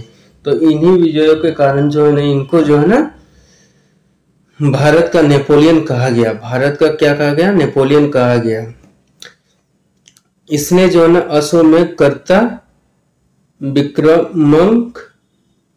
विक्रमंक एवं परम भागवत की उपाधि धारण की। ये जो है एक ऐसे राजा बने जिन्होंने जो अश्वमेध कर्ता यानी जिन्होंने अश्वमेध कराया, और विक्रमंक तथा परम भागवत की उपाधि, ये तीनों उपाधि जो है ना एक साथ धारण करने वाले ये इकलौते ऐसे राजा थे। उपाधि धारण की। इसे जो है कविराज भी कहा जाता है। इनको जो है ना समुद्रगुप्त को जो है ना कविराज भी कहा जाता है, क्योंकि ये जो है ना काफी कविताएं करते थे और कविता करते थे, जिसके कारण इनको कविराज भी कहा गया। अब समुद्रगुप्त विष्णु का उपासक था। समुद्रगुप्त की बात की जाए तो ये जो ना भगवान विष्णु के जो ना उपासक थे, यानी भगवान विष्णु को ये मानते थे। समुद्रगुप्त संगीत प्रेमी था। समुद्रगुप्त का बीना बजाते हुए चित्र हम लोग पिछली क्लास में पढ़े थे। तो समुद्रगुप्त जो ना संगीत प्रेमी था, क्योंकि ये जो ना अपने मुद्राएं जो चलाते थे उसमें जो ना बीना बजाते हुए अपने आप को दिखाया गया था। ऐसा अनुमान उसके सिक्कों पर, देखिए जो पिछली क्लास में हम लोग इंट्रो के दौरान ऐतिहासिक साहित्य के साक्ष्यों के आधार पर पढ़े थे, उन्हीं के आगे इसमें पढ़ते हैं। तो समुद्रगुप्त जो है ना संगीत प्रेमी था। ऐसा अनुमान उनके सिक्कों पर उसे वीणा वादन यानी वीणा बजाते हुए दिखाया जाने से लगता है। अपने जो है ना मुद्राएं जो अंकन छपवाए थे, जो मुद्राएं उनके प्रचलित थी उस समय, उन मुद्राओं पे ये अपने आप को वीणा बजाते हुए दिखाए थे, जिनसे उनको पता चलता कि वो संगीत प्रेमी थे। आगे देखते हैं समुद्रगुप्त का दरबारी कवि। अगर समुद्रगुप्त के दरबारी कवि की बात करें तो वो कौन थे? हरिसेन था। इसने जो है इलाहाबाद प्रशस्ति लेख की रचना की। इन्होंने जो है इलाहाबाद प्रशस्ति लेख जो ने लिखा। अब नोट में क्या देखते हैं? परम भागवत की उपाधि धारण करने वाला प्रथम गुप्त शासक था। ये जो है ना परम भागवत की धारण करने वाला प्रथम शासक था। कौन था? समुद्रगुप्त था। समुद्रगुप्त का उत्तराधिकारी चंद्रगुप्त द्वितीय हुआ। समुद्रगुप्त का उत्तराधिकारी की बात करें तो ये चंद्रगुप्त द्वितीय था। ये चंद्रगुप्त था और वो चंद्रगुप्त मौर्य था। दोनों में कंफ्यूजन मत होइएगा। जो 380 ईस्वी में राजगद्दी पर बैठा था। जो इनका जो राजगद्दी पर बैठने का समय काल था वो कब का था? 380 ईस्वी में बैठे थे। इनके शासन काल में चीनी बौद्ध यात्री फाहियान भारत आया था। इनके शासन काल में ही जो ना चीनी बौद्ध यात्री फाहियान आया था। चंद्रगुप्त द्वितीय के शासन काल में, यानी दरबार में आया था। शकों पर विजय के उपलक्ष्य में, शक पर जो इन्होंने शक पर जब विजय हासिल किया उसके उपलक्ष्य में चंद्रगुप्त द्वितीय ने जो है ना चांदी के सिक्के चलाए। चंद्रगुप्त द्वितीय ने जो है ना चांदी के सिक्के चलाए। चंद्रगुप्त द्वितीय ने विक्रमादित्य की उपाधि धारण की। चंद्रगुप्त द्वितीय ने विक्रमादित्य की उपाधि धारण किया। यह उपाधि इससे पूर्व 5700 ईस्वी पूर्व में उज्जैन के शासक ने भी पश्चिमी भारत में शक क्षत्रपों पर विजय पाने के उपलक्ष्य में धारण किया था। अगर इस विक्रमादित्य उपाधि की बात करें तो ये जो है ना 5700 ईस्वी पूर्व में भी जो है ना उज्जैन के शासक ने जब क्षत्रपों को हराया था, सब क्षत्रपों पर विजय पाया था, जब उनको हराया था तब जो उन्होंने भी विक्रमादित्य उपाधि धारण किया। तो ये विक्रमादित्य उपाधि धारण सबसे पहले 57 ईस्वी पूर्व में धारण किया गया था। उसके पश्चात चंद्रगुप्त द्वितीय ने भी विक्रमादित्य का उपाधि धारण किया। आगे देखते हैं शाप। चंद्रगुप्त द्वितीय का राजकवि था। ये शाप नामक जो है, शाप नामक ये जो है ना चंद्रगुप्त द्वितीय के दरबार के राजकवि थे, क्योंकि राजकवि थे। चंद्रगुप्त द्वितीय के समय में पाटलिपुत्र एवं उज्जैनी, जब चंद्रगुप्त द्वितीय के समय काल चल रहा था तब पाटलिपुत्र एवं उज्जैनी विद्या के प्रमुख केंद्र होते थे। शिक्षा देने का जो है ना प्रमुख केंद्र माना जाता था। अनुश्रुति के अनुसार चंद्रगुप्त द्वितीय के दरबार में 9 विद्वानों की एक मंडली निवास करती थी। अगर अनुश्रुतियों की माने तो चंद्रगुप्त द्वितीय के दरबार में 9 विद्वान की एक मंडली, 9 विद्वानों का एक मंडली, एक समूह जो है ना निवास करते थे, जिसको जो है ये नवरत्न के नाम से जानते थे। नवरत्न यानी ये उसके जो है ना उसके सभा में जो है ना ये 9 रत्न थे, जो राजा को दशा एवं दिशा दिखाने का कार्य करते थे, सलाह मशवरा देने का काम करते थे। महाकवि कालिदास, अब जो हम महाकवि हम लोग कालिदास को जानते हैं, वो कालिदास संभवतः इसमें अग्रगण्य थे। अगर सबसे पहला अगर नवरत्न की बात की जाए तो इसमें जो है ना कालिदास का नाम सर्वप्रथम आता है। कालिदास के अतिरिक्त इसमें धन्वंतरी, छपनक, यानी छपनक क्या, फलित ज्योतिष के विद्वान थे ये। उसके बाद अमर सिंह, ये क्या कोशकार के विशेषज्ञ थे, ये उसके जानकार थे। और शंकु, ये जो ना वास्तुकार थे, शंकुकार वास्तुकार थे। और बेताल भट्ट घट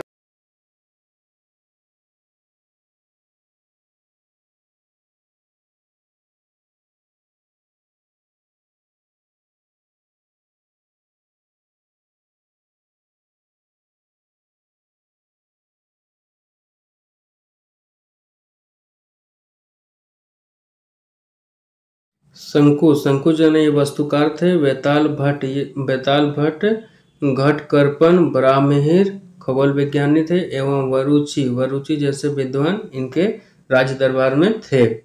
आगे बढ़ते हैं तो देखते हैं चंद्रगुप्त द्वितीय का संधि विग्रहिक सचिव वीरसेन शैव मतावलंबी था। ये जो है ना शैव धर्म को मानने वाला था, जिसने शिव की पूजा के लिए उदयगिरी पहाड़ी पर एक गुफा का निर्माण करवाया। जिन्होंने जो है ना शिव की पूजा करने के लिए उदयगिरी पहाड़ी पर एक गुफा बनवाया। वीरसेन व्याकरण, न्याय मीमांसा एवं शब्द का प्रकांड पंडित था। वीरसेन की बात करें तो वीरसेन जो है ना एक व्याकरण, न्याय मीमांसा एवं शब्द का प्रकांड पंडित था, बहुत बड़ा विद्वान था, एक कवि था, और विद्वान के साथ साथ एक कवि भी था। आगे देखते हैं चंद्रगुप्त द्वितीय का उत्तराधिकारी। चंद्रगुप्त द्वितीय का उत्तराधिकारी कौन? न कुमार गुप्त प्रथम था, यह गोविंद गुप्त, इसका जो है ना नाम गोविंद गुप्त एवं चंद्रगुप्त प्रथम दोनों था। और ये जो है ना 415 ईसा पूर्व से 454 ईसा पूर्व तक उत्तराधिकारी बना रहा। आगे देखते हैं नालंदा विश्वविद्यालय की स्थापना। नालंदा विश्वविद्यालय की जो स्थापना की गई वो कुमार गुप्त ने ही करवाया था, जो अभी वर्तमान पाकिस्तान में है। कुमार गुप्त प्रथम का उत्तराधिकारी स्कंदगुप्त, कुमार गुप्त का प्रथम उत्तराधिकारी जो बना वो स्कंदगुप्त था। और इनका शासनकाल कब से रहा? 455 से लेकर 467 ईस्वी तक का रहा। स्कंदगुप्त ने गिरनार पर्वत पर स्थित सुदर्शन झील का पुनरुद्धार करवाया। इन्होंने जो है ना गिरनार पर्वत पर जो सुदर्शन झील है उनका जो है ना पुनरुद्धार करवाया, मतलब उसकी जो ना मरम्मत, देखभाल के लिए, काफी डेवलपमेंट के लिए साफ सफाई और मरम्मत उसका करवाया। स्कंदगुप्त ने जो है ना पर्णदत्त को सौराष्ट्र का गवर्नर नियुक्त किया। स्कंदगुप्त ने पर्णदत्त को जो है ना सौराष्ट्र का गवर्नर नियुक्त किया कि आप इस राष्ट्र के गवर्नर है तो आप ही इस राष्ट्र का जो है ना देखभाल कीजिए, इसको रेगुलेट कीजिए। स्कंदगुप्त के शासन काल में ही हुनों का आक्रमण शुरू हो गया। स्कंदगुप्त जब शासन कर रहे थे उसी समय से देखते हैं तो हुनों का आक्रमण जो है ना शुरुआत हो गया। अंतिम गुप्त शासक विष्णुगुप्त था। अगर अंतिम गुप्त शासक की बात करें तो वो विष्णुगुप्त था। गुप्त साम्राज्य की सबसे बड़ी प्रादेशिक इकाई देश थी, अगर सबसे बड़ी गुप्त साम्राज्य की प्रादेशिक इकाई देखे तो वो कौन था? देश था। सबसे बड़ा क्या था? देश था, जिसके शासक को गोपना कहा जाता था, जिसके शासक को जो है ना गोपना कहा जाता था। एक दूसरी प्रादेशिक इकाई भुक्ति या प्रांत थी, यानी उसी का जो एक देखते हैं दूसरा प्रादेशिक इकाई, मतलब जिस क्षेत्र को बांटा गया था क्षेत्रों को, उसमें प्रादेशिक इकाई में भुक्ति आता है, जिसको जो ना प्रांत, छोटा सा एक प्रांत होता था, क्षेत्र, जिसके शासक को उपरीक कहा जाता था। उस क्षेत्र पे जिसका जो शासन करते थे उसको जो है ना उपरीक कहते थे। भुक्ति के नीचे विषय या जिला नामक प्रशासनिक इकाई होती थी। भुक्ति के अगर नीचे देखें तो विषय या जिला नामक प्रशासनिक इकाई होती थी, जिसके प्रमुख विस्पति कहलाते थे, जिसके प्रमुख जो है ना विस्पति कहलाते थे। पुलिस विभाग के साधारण कर्मचारियों, पुलिस विभाग में जो साधारण कर्मचारियों को चाट एवं भाट कहा जाता था, चाट और भाट कहा जाता था। पुलिस विभाग का मुख्य अधिकारी दंडपाशिक कहलाता था। पुलिस विभाग में जो मुख्य अधिकारी होते थे वो उसको जो है ना दंडपाशिक के नाम से जानते थे। प्रशासन की सबसे छोटी इकाई की बात करें तो वो कौन सी थी? ग्राम थी। ग्राम का प्रशासक जो है ना ग्राम सभा द्वारा संचालित होता था। ग्राम का प्रशासन जो है ना ग्राम सभा के द्वारा, यानी ग्राम में जितने सभा लोग रहते थे उन्हीं के द्वारा जो है ना उसका सभा का संचालन होता था, और उसी के द्वारा जो है उनका निर्णय भी किया जाता था समस्याओं का। ग्राम सभा का मुखिया ग्रामिक कहलाता था एवं अन्य सदस्य महत्तर कहलाते थे, और अन्य जो भी सदस्य होते थे वो महत्तर कहलाते थे। ग्राम समूह की छोटी इकाई को पेट कहा जाता था। ग्राम समूह का जो छोटा इकाई होता था उसको जो है ना पेट कहा जाता था। आगे देखते हैं। गुप्त शासक कुमार गुप्त के दामोदरपुर ताम्रपत्र में भूमि बिक्री संबंधी अधिकारी के क्रियाकलापों का उल्लेख है। गुप्त शासक कुमार गुप्त के दामोदरपुर ताम्रपत्र में भूमि बिक्री संबंधी अधिकारियों के क्रियाकलाप का उल्लेख मिलता है। ठीक है, इस दामोदरपुर ताम्रपत्र जो है ना उसमें जो है ना भूमि बिक्री का जो है ना हमें जिक्र मिलता है। संबंधित जो भी अधिकारी वगैरह रहे थे उनके बारे में इनमें उल्लेख मिलता है। अब आगे देखते हैं। भू राजस्व कुल उत्पादन का 1/4 भाग से 1/6 भाग तक हुआ करता था, यानी भू राजस्व के रूप में जो अनाज वगैरह का जो उत्पादन होता था उसमें से जो ना 1/4 यानी 4 हिस्सों में से जो है ना एक हिस्सा आपको चार हिस्सों में से एक हिस्सा आपको कर के रूप में, इन 4 हिस्सा में से आपको एक हिस्सा कर के रूप में भू राजस्व के रूप में आपको जमा करना होता है, या तो फिर वहां से 1/6 यानी कभी कभार इस कर को जो है ना 1/6 भाग भी हुआ करता था, यानी 6 हिस्सा कीजिए, जितना उत्पादन फसल का उत्पादन हुआ उसको 6 हिस्सों में बांटिए, और उन्हीं 6 हिस्सों में से एक हिस्सा आपको जो ना राजा के पास कर के रूप में जमा करना होता था। गुप्त काल में ब्लॉक श्रम यानी विशिष्ट राज्य के लिए आय का एक स्रोत माना जाता था, और इसी को जो है ना आय का एक स्रोत माना जाता था। गुप्त काल में ब्लॉक श्रम यानी विशिष्ट राज्य के लिए एक आय का स्रोत माना जाता है। ये ब्लॉक श्रम जो है ये राज्य का आय के रूप में एक स्रोत माना जाता था। इसे जो है जनता द्वारा दिए जाने वाला भी कर माना जाता था। ये ब्लॉक अगर कोई जो कर के रूप में नहीं दे पाता था तो वो कहता था कि मैं बाल्यावस्था से ही अपना जो है ना आपके प्रति जो है ना श्रम दूंगा, यानी आपकी सेवा करूंगा या आपका काम कर दूंगा, तो उसी को ब्लॉक श्रम कहा गया है। इसे जनता द्वारा दिए जाने वाला कर भी कहते थे। इसी को जो कहते थे कि मैं कर नहीं दे पाऊंगा तो मैं आपके वहाँ काम करके अपना कर की चुका दूंगा, आपके वहाँ कोई काम करके आपका कर चुका दूंगा, यानी अपना श्रम का दान देते थे वो। आर्थिक उपयोगिता के आधार पर निम्न प्रकार की भूमि थी। आर्थिक उपयोगिता के आधार पर देखें तो निम्न प्रकार की भूमि क्या थी? वो निम्न प्रकार की भूमि क्या कौन सी थी? क्षेत्र यानी कृषि करने योग्य भूमि को क्षेत्र कहते थे। वास्तु यानी वास करने योग्य भूमि को वास्तु कहते थे। चारागाह भूमि पशुओं के चारा योग्य भूमि को चारागाह भूमि कहते थे। सील ऐसी भूमि जो जोतने योग्य नहीं होती थी, यानी बंजर भूमि जो होते थे जिसको जोता नहीं जा सकता था, जिसमें फसल नहीं उगाई जा सकती थी, उसको जो है उस समय सील कहते थे। और अपरहत ऐसी भूमि जो जंगली होती थी, जिसमें जो है ना पेड़ पौधे जंगल ही जंगल होते थे, उसको जो है ना अपरहत बोलते थे। वैसे भूमि को अपरहत बोलते थे। अब आगे देखते हैं। सिंचाई के लिए अब देखते हैं कि सिंचाई के लिए उस समय जो है ना, सिंचाई के लिए जो है ना राहट या घंटी यंत्र का उपयोग किया जाता। सिंचाई अगर किसी को खेत में अगर सिंचाई करनी होती थी तो उसके लिए जो उपयोग करते थे। अब अगर देखे होंगे तो कुछ समय पहले तक भी ये राहट दिखाई देती थी। एक बड़ा सा गोल सा लंबा सा बनाया जाता था, उसको रस्सी से मोड़ा जाता था और ऐसे घुमाते घुमाते उसको जो है ना पानी को नीचे से ऊपर की ओर खींचा जाता था, कुएं से ऊपर की ओर, तो उसको राहट कहा गया। सिंचाई के लिए राहट या घंटी यंत्र का उपयोग होता था। श्रेणी के प्रधान को ज्येष्ठ कहा जाता था। श्रेणी के जो प्रधान होते थे उनको जो है ना ज्येष्ठ कहा जाता था।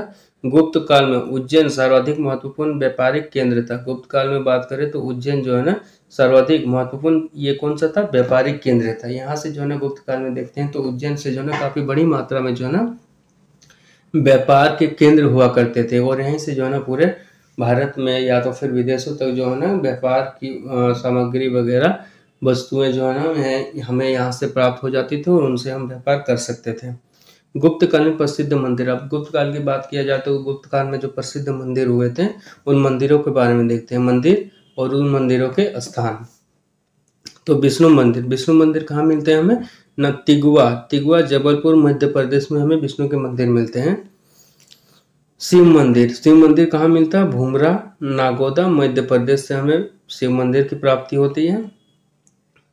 जो प्रसिद्ध मंदिर है पार्वती मंदिर, यहाँ कहाँ से प्राप्त होती है, नैना कुठार से। ये कहाँ है, मध्य प्रदेश में स्थित है। दशावतार मंदिर ईंटों द्वारा निर्मित की गई है इस मंदिर को। ये कहाँ, देवगढ़ ललितपुर उत्तर प्रदेश से प्राप्त होता है। वहीं आगे देखते हैं शिव मंदिर, ये कहाँ है, खोह ये नागौद मध्य प्रदेश में है। और आगे देखते हैं शिव मंदिर ये जो है ना खोह नागौद मध्य प्रदेश में उपस्थित है।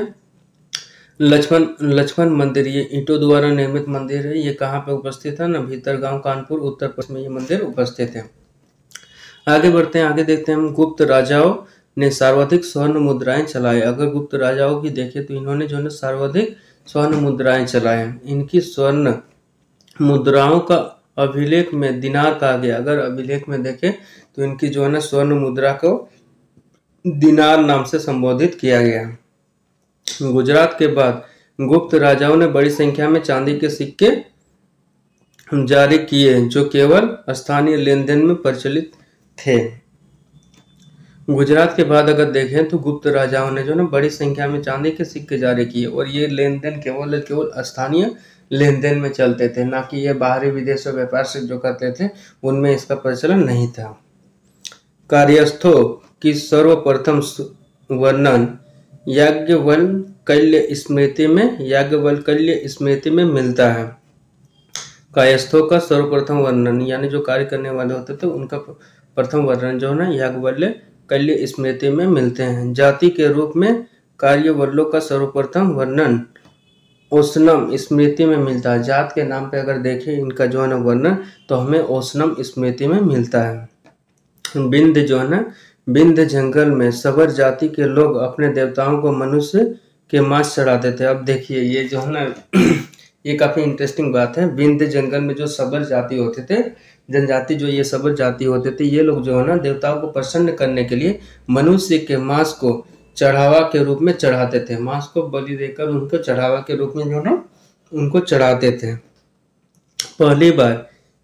पहली बार किसी के सती होने का प्रमाण जो अगर हम लोग देखते हैं, पहली बार किसी के सती होने का प्रमाण यानी पहली बार अगर किसी को सती किया जाता है तो वो जो है ना भानुगुप्त के एरन अभिलेख से मिलता है। सती का मतलब यह है कि अगर उनकी पति की अगर मृत्यु हो जाती है तो उसी के मृत्यु के चिता के साथ जो है ना जिंदा पत्नी जो होती थी उसकी भी आग जलाकर उनको भी मृत्यु की सैया पे लेटा देते थे, उनको भी साथ में ही जला दिया जाता था। उसी को जो है ना सती प्रथा कहा गया।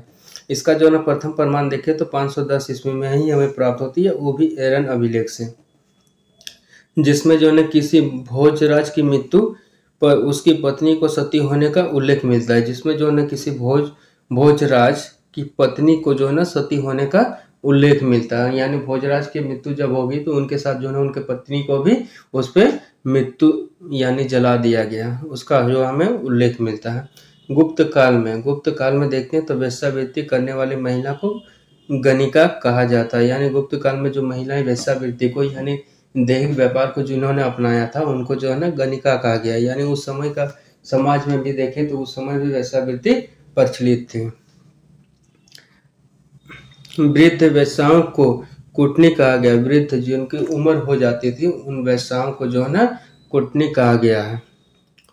गुप्त सम्राट वैष्णव धर्म के अनुयायी थे। गुप्त सम्राट की बात की जाए तो वो जो है ना वैष्णव धर्म को अनुपालन करते थे तथा उन्होंने इसे जो है ना राजधर्म भी बना दिया। उन्होंने बता दिया कि गुप्त साम्राज्य का क्षेत्र जहाँ तक विस्तृत है उसका एक ही राजधर्म होगा और वो राजधर्म क्या होगा? विष्णु धर्म होगा। विष्णु का वाहन गरुड़ गुप्तों का राज्य चिन्ह था। विष्णु धर्म को इतना महत्व दिया गया जिसके कारण जो है ना वो अपने राज्य का राज्य चिन्ह के रूप में भी विष्णु का वाहन जिसको गरुड़ माना जाता, गरुड़ पक्षी, उसको जो है ना अपना राज्य चिन्ह के रूप में स्थापित कर दिया। गुप्त काल में वैष्णव धर्म संबंधी सबसे महत्वपूर्ण अवशेष देवगढ़ जिला ललितपुर का दशावतार मंदिर है। अगर वैष्णव धर्म का संबंधी सबसे महत्वपूर्ण अवशेष की बात किया जाए तो देवगढ़ में जो है ना देवगढ़ का दशावतार मंदिर है। यह बेतवा नदी के तट पर है और ये जो है ना दशावतार मंदिर कहाँ है? बेतवा नदी के तट पर है, किनारे पर है। अजंता में निर्मित कुल 29 गुफाओं में वर्तमान में केवल 6 ही शेष है। अजंता गुफा की बात की जाए तो जो अजंता में जो 29 गुफाएं थी उनमें से जो है ना अभी शेष कितने बचे हुए हैं ना? मात्र 6 बचे हुए और बाकी सब क्या है ना उनकी स्थिति काफी खराब हो गई है, वो जर्जर हो गई है, कहीं टूट फूट गई है, जिसके कारण अभी केवल जो है ना 6 ही शेष बचे हैं, जिनमें गुफा संख्या 16, 17 गुप्तकालीन है। इनमें से जो है गुफा संख्या 16 और 17 जो है ना इसी गुप्त काल के हैं। इनमें गुफा संख्या 16 में उत्कीर्ण मन्नासन राजकुमारी का चित्र प्रशंसनीय है। इसमें जो है ना 16 नंबर गुफा में देखे तो उसमें जो है ना उत्कीर्ण किया गया किसका? मन्नासन राजकुमारी का चित्र, यानी राजकुमारी का चित्र जो है उसमें प्रशंसनीय बताया गया, यानी काफी उनका जो है ना सौंदर्य को लेकर जो है ना काफी उनका तारीफ में बातें कही गई है, प्रशंसा योग्य कही गई है। गुफा संख्या जो है ना 17 के चित्र को चित्रशाला कहा गया। उसमें जो है ना इतने चित्र बनाए गए हैं जिसके कारण उसको जो है ना चित्रशाला कहा गया। इस जो है चित्रशाला में बुद्ध के जन्म है, उसके जीवन के बारे में, महाभिनिष्क्रमण के बारे में, महापरिनिर्वाण के बारे में और घटनाओं से संबंधित चित्र उद्धृत किए गए हैं। यानी जो है ना गुफा नंबर संख्या पूर्णतः देखे तो लगभग जो है ना गुप्त भगवान बुद्ध के शिला चित्रों से भरा हुआ है, यानी चित्र से भरा हुआ है। तो उनके चित्र का जीवनी, बुद्ध के जन्म कैसा रहा, महाभिनिष्क्रमण कैसा रहा, महापरिनिर्वाण कैसा रहा, उन सभी घटनाओं को, यानी पूरा का पूरा जो है ना बुद्ध जीवन से जितनी घटनाएं बुद्ध से जुड़ी हुई थी सभी घटनाओं को इन गुफा नंबर 17 में बताई गई है। अजंता की गुफाएं बौद्ध धर्म का महायान शाखा से संबंधित है। अजंता की गुफाओं की बात की जाए, गुफाओं को देखा जाए तो ये जो है ना बौद्ध धर्म की महायान शाखा से संबंधित है। बौद्ध धर्म जो है ना 2 भागों में विभाजित हो गया था, महायान और हीनयान। और महायान में तो इन्हीं में से महायान शाखा से संबंधित माना गया। गुप्त काल में निर्मित अन्य गुफाएं, बाघ की गुफाएं, गुप्त काल में ही जो गुफाएं अन्य निर्मित हुए थे उनमें से बाघ की गुफाएं, जो बाघ ब्रैकेट जिला धार मध्य प्रदेश नामक स्थान पर विंध्य पर्वत को काटकर बनाई गई। बाघ नामक गुफा कहाँ है? नहीं, ये मध्य प्रदेश में और विंध्य पर्वत को काटकर ये गुफा बनाई गई है। आगे देखते हैं गुप्त काल। गुप्त काल में विष्णु शर्मा द्वारा लिखित है पंचतंत्र। ये जो है पंचतंत्र जो है संस्कृत में लिखा गया को संसार का सर्वाधिक प्रचलित ग्रंथ माना जाता है। सबसे ज्यादा प्रचलित यानी सबसे ज्यादा चलन में आने वाला ग्रंथ माना जाता है। इसको बाइबिल के बाद इसका स्थान दूसरा है। बाइबिल के माने ईसाई को जो बाइबिल सबसे जो है ना पवित्र ग्रंथ होता है, वो बाइबिल के बाद अगर किसी को रखना चाहे तो वो किसको रख सकते हैं? न पंचतंत्र को रख सकते हैं, दूसरा है। इसे जो है ना 5 भागों में बांटा गया। इसको जो है ना पंचतंत्र को जो है ना 5 भागों में बांटा गया। पहला क्या है? मित्रभेद। दूसरा क्या है? मित्रलाभ। तीसरा क्या है? संधि विग्रह। चौथा क्या है? लब्ध प्रनाश। और 5वां क्या है? अपरिच्छा कारित्व और परीक्षा कारित्व। अब देखते हैं आर्यभट्ट ने जो है ना आर्यभट्टीयम एवं सूर्य सिद्धांत नामक ग्रंथ लिखे हैं। सूर्य सिद्धांत नामक जो है ना ग्रंथ लिखे। इसने जो है सूर्य ग्रहण एवं चंद्र ग्रहण के वास्तविक कारण बताया है। इसने जो है ना सूर्य ग्रहण और चंद्र ग्रहण क्यों लगते हैं और किस प्रकार लगते हैं उसके वास्तविक जो रीजन होने चाहिए, कारण होने चाहिए, उन कारणों को बताया है। किसने बताया? आर्यभट्ट ने। आर्यभट्ट जो है ना पहला भारतीय नक्षत्र वैज्ञानिक था। आर्यभट्ट जो एक तरह से देखें तो ये पहले जो है ना नक्षत्र वैज्ञानिक में से माने जाते हैं, जिसने जो है जिन्होंने घोषणा की कि पृथ्वी अपनी धुरी पर घूमती है, यानी पृथ्वी जो है अपने अक्ष पर घूमती है। कितने डिग्री पे? 23.5 डिग्री। आगे हम लोग ज्योग्राफी में पढ़ेंगे इसके विषय में कि पृथ्वी अपने अक्ष पे 23.5 डिग्री अक्ष पे घूमती है। तो इन्होंने जो ना सर्वप्रथम आर्यभट्ट ने बताया कि पृथ्वी अपने धुरी पर घूमती है।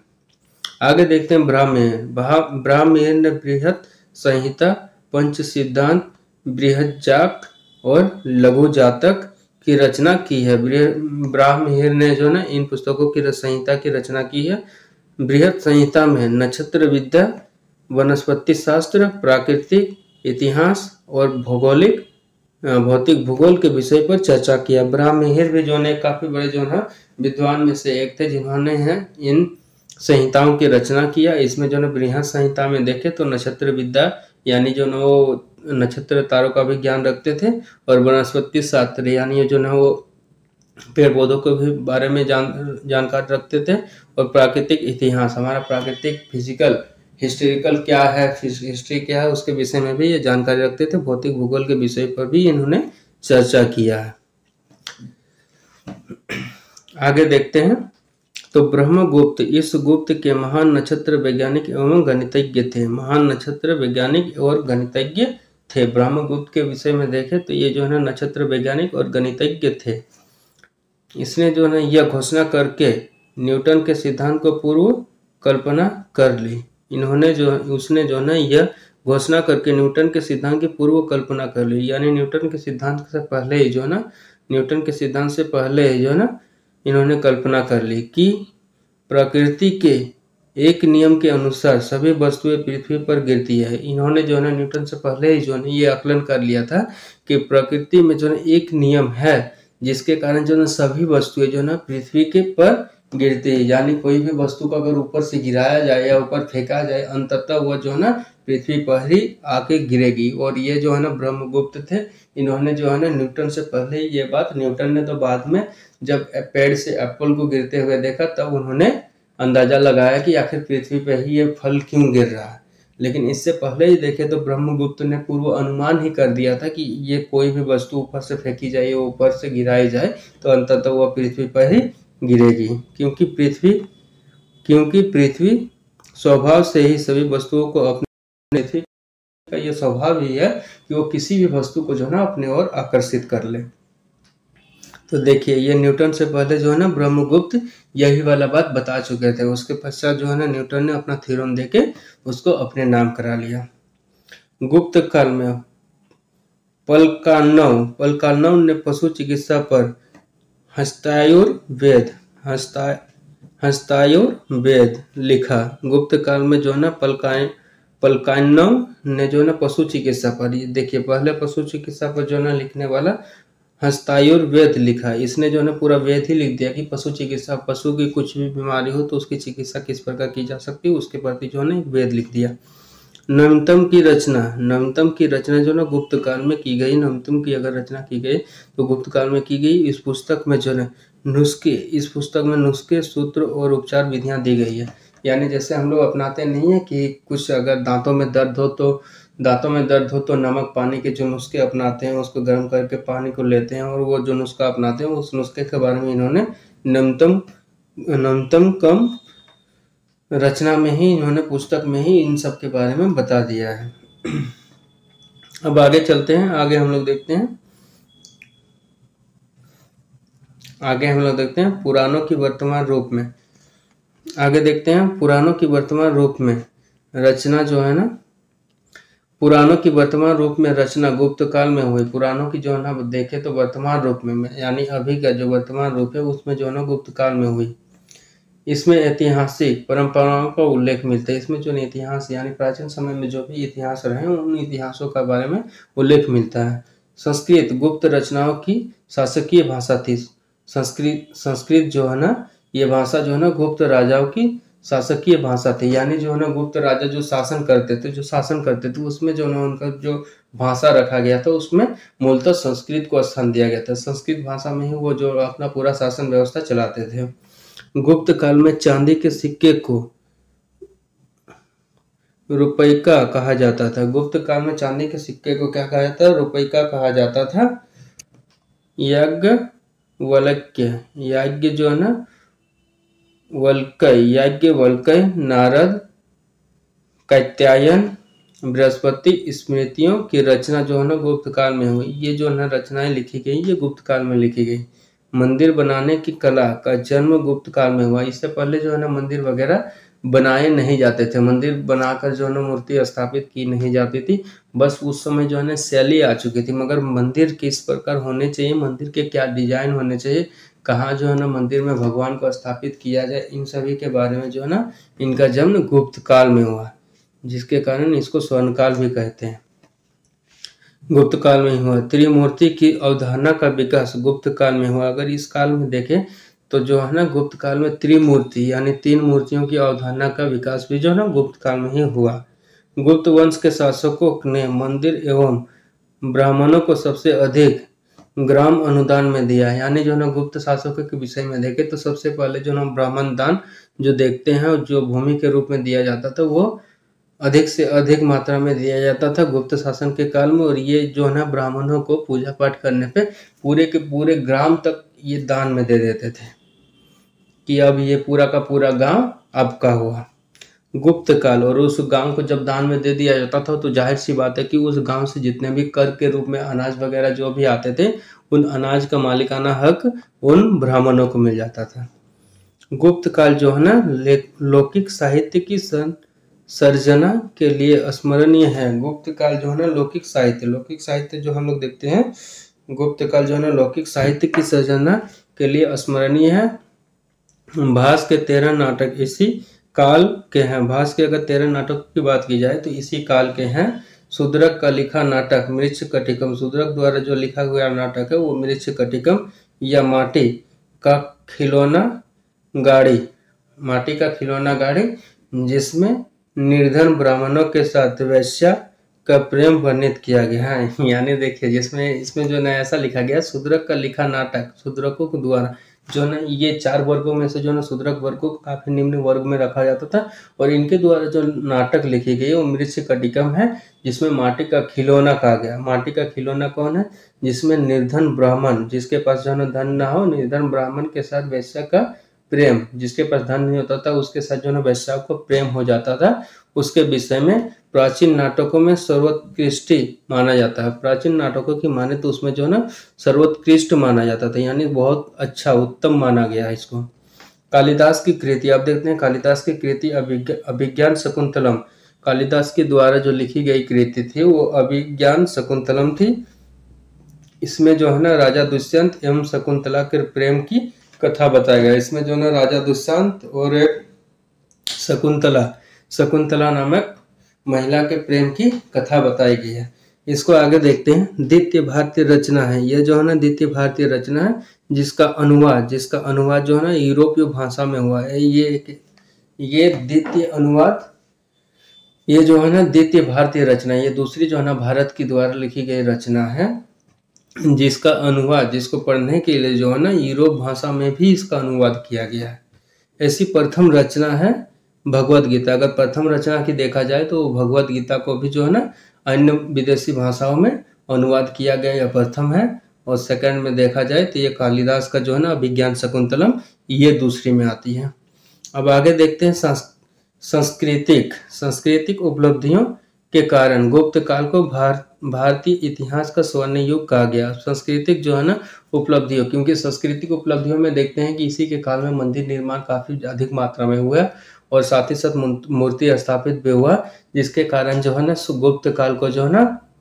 गुप्त काल को भारतीय इतिहास में स्वर्ण काल का दर्जा दिया गया। इस समय जो है ना वास्तुकला वगैरह और आर्ट एंड कल्चर वगैरह काफ़ी ज़्यादा डेवलप हुआ, मूर्ति कला का काफ़ी ज़्यादा विकास हुआ, जिसके कारण इस काल को जो है ना स्वर्ण युग की श्रेणी में रखा गया।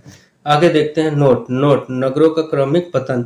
अब देखते हैं कि गुप्त काल के जो नगर थे उनका क्रमिक पतन गुप्त काल की महत्वपूर्ण विशेषता थी। इनका जो है ना क्रमिक पतन ही जो है ना गुप्त काल की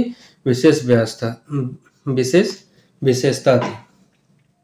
लगातार जो है ना इनका पतन होता चला गया। पतन होने का रीजन ये था कि ये मूर्ति कला वगैरह में इतना ज़्यादा पैसे का निवेश कर दिए, जिसके कारण जो है इनका राजस्व काफ़ी कम होने लगा और ये धीरे धीरे कमज़ोर होने लगे और ये धीरे धीरे पतन की ओर जाने लगे।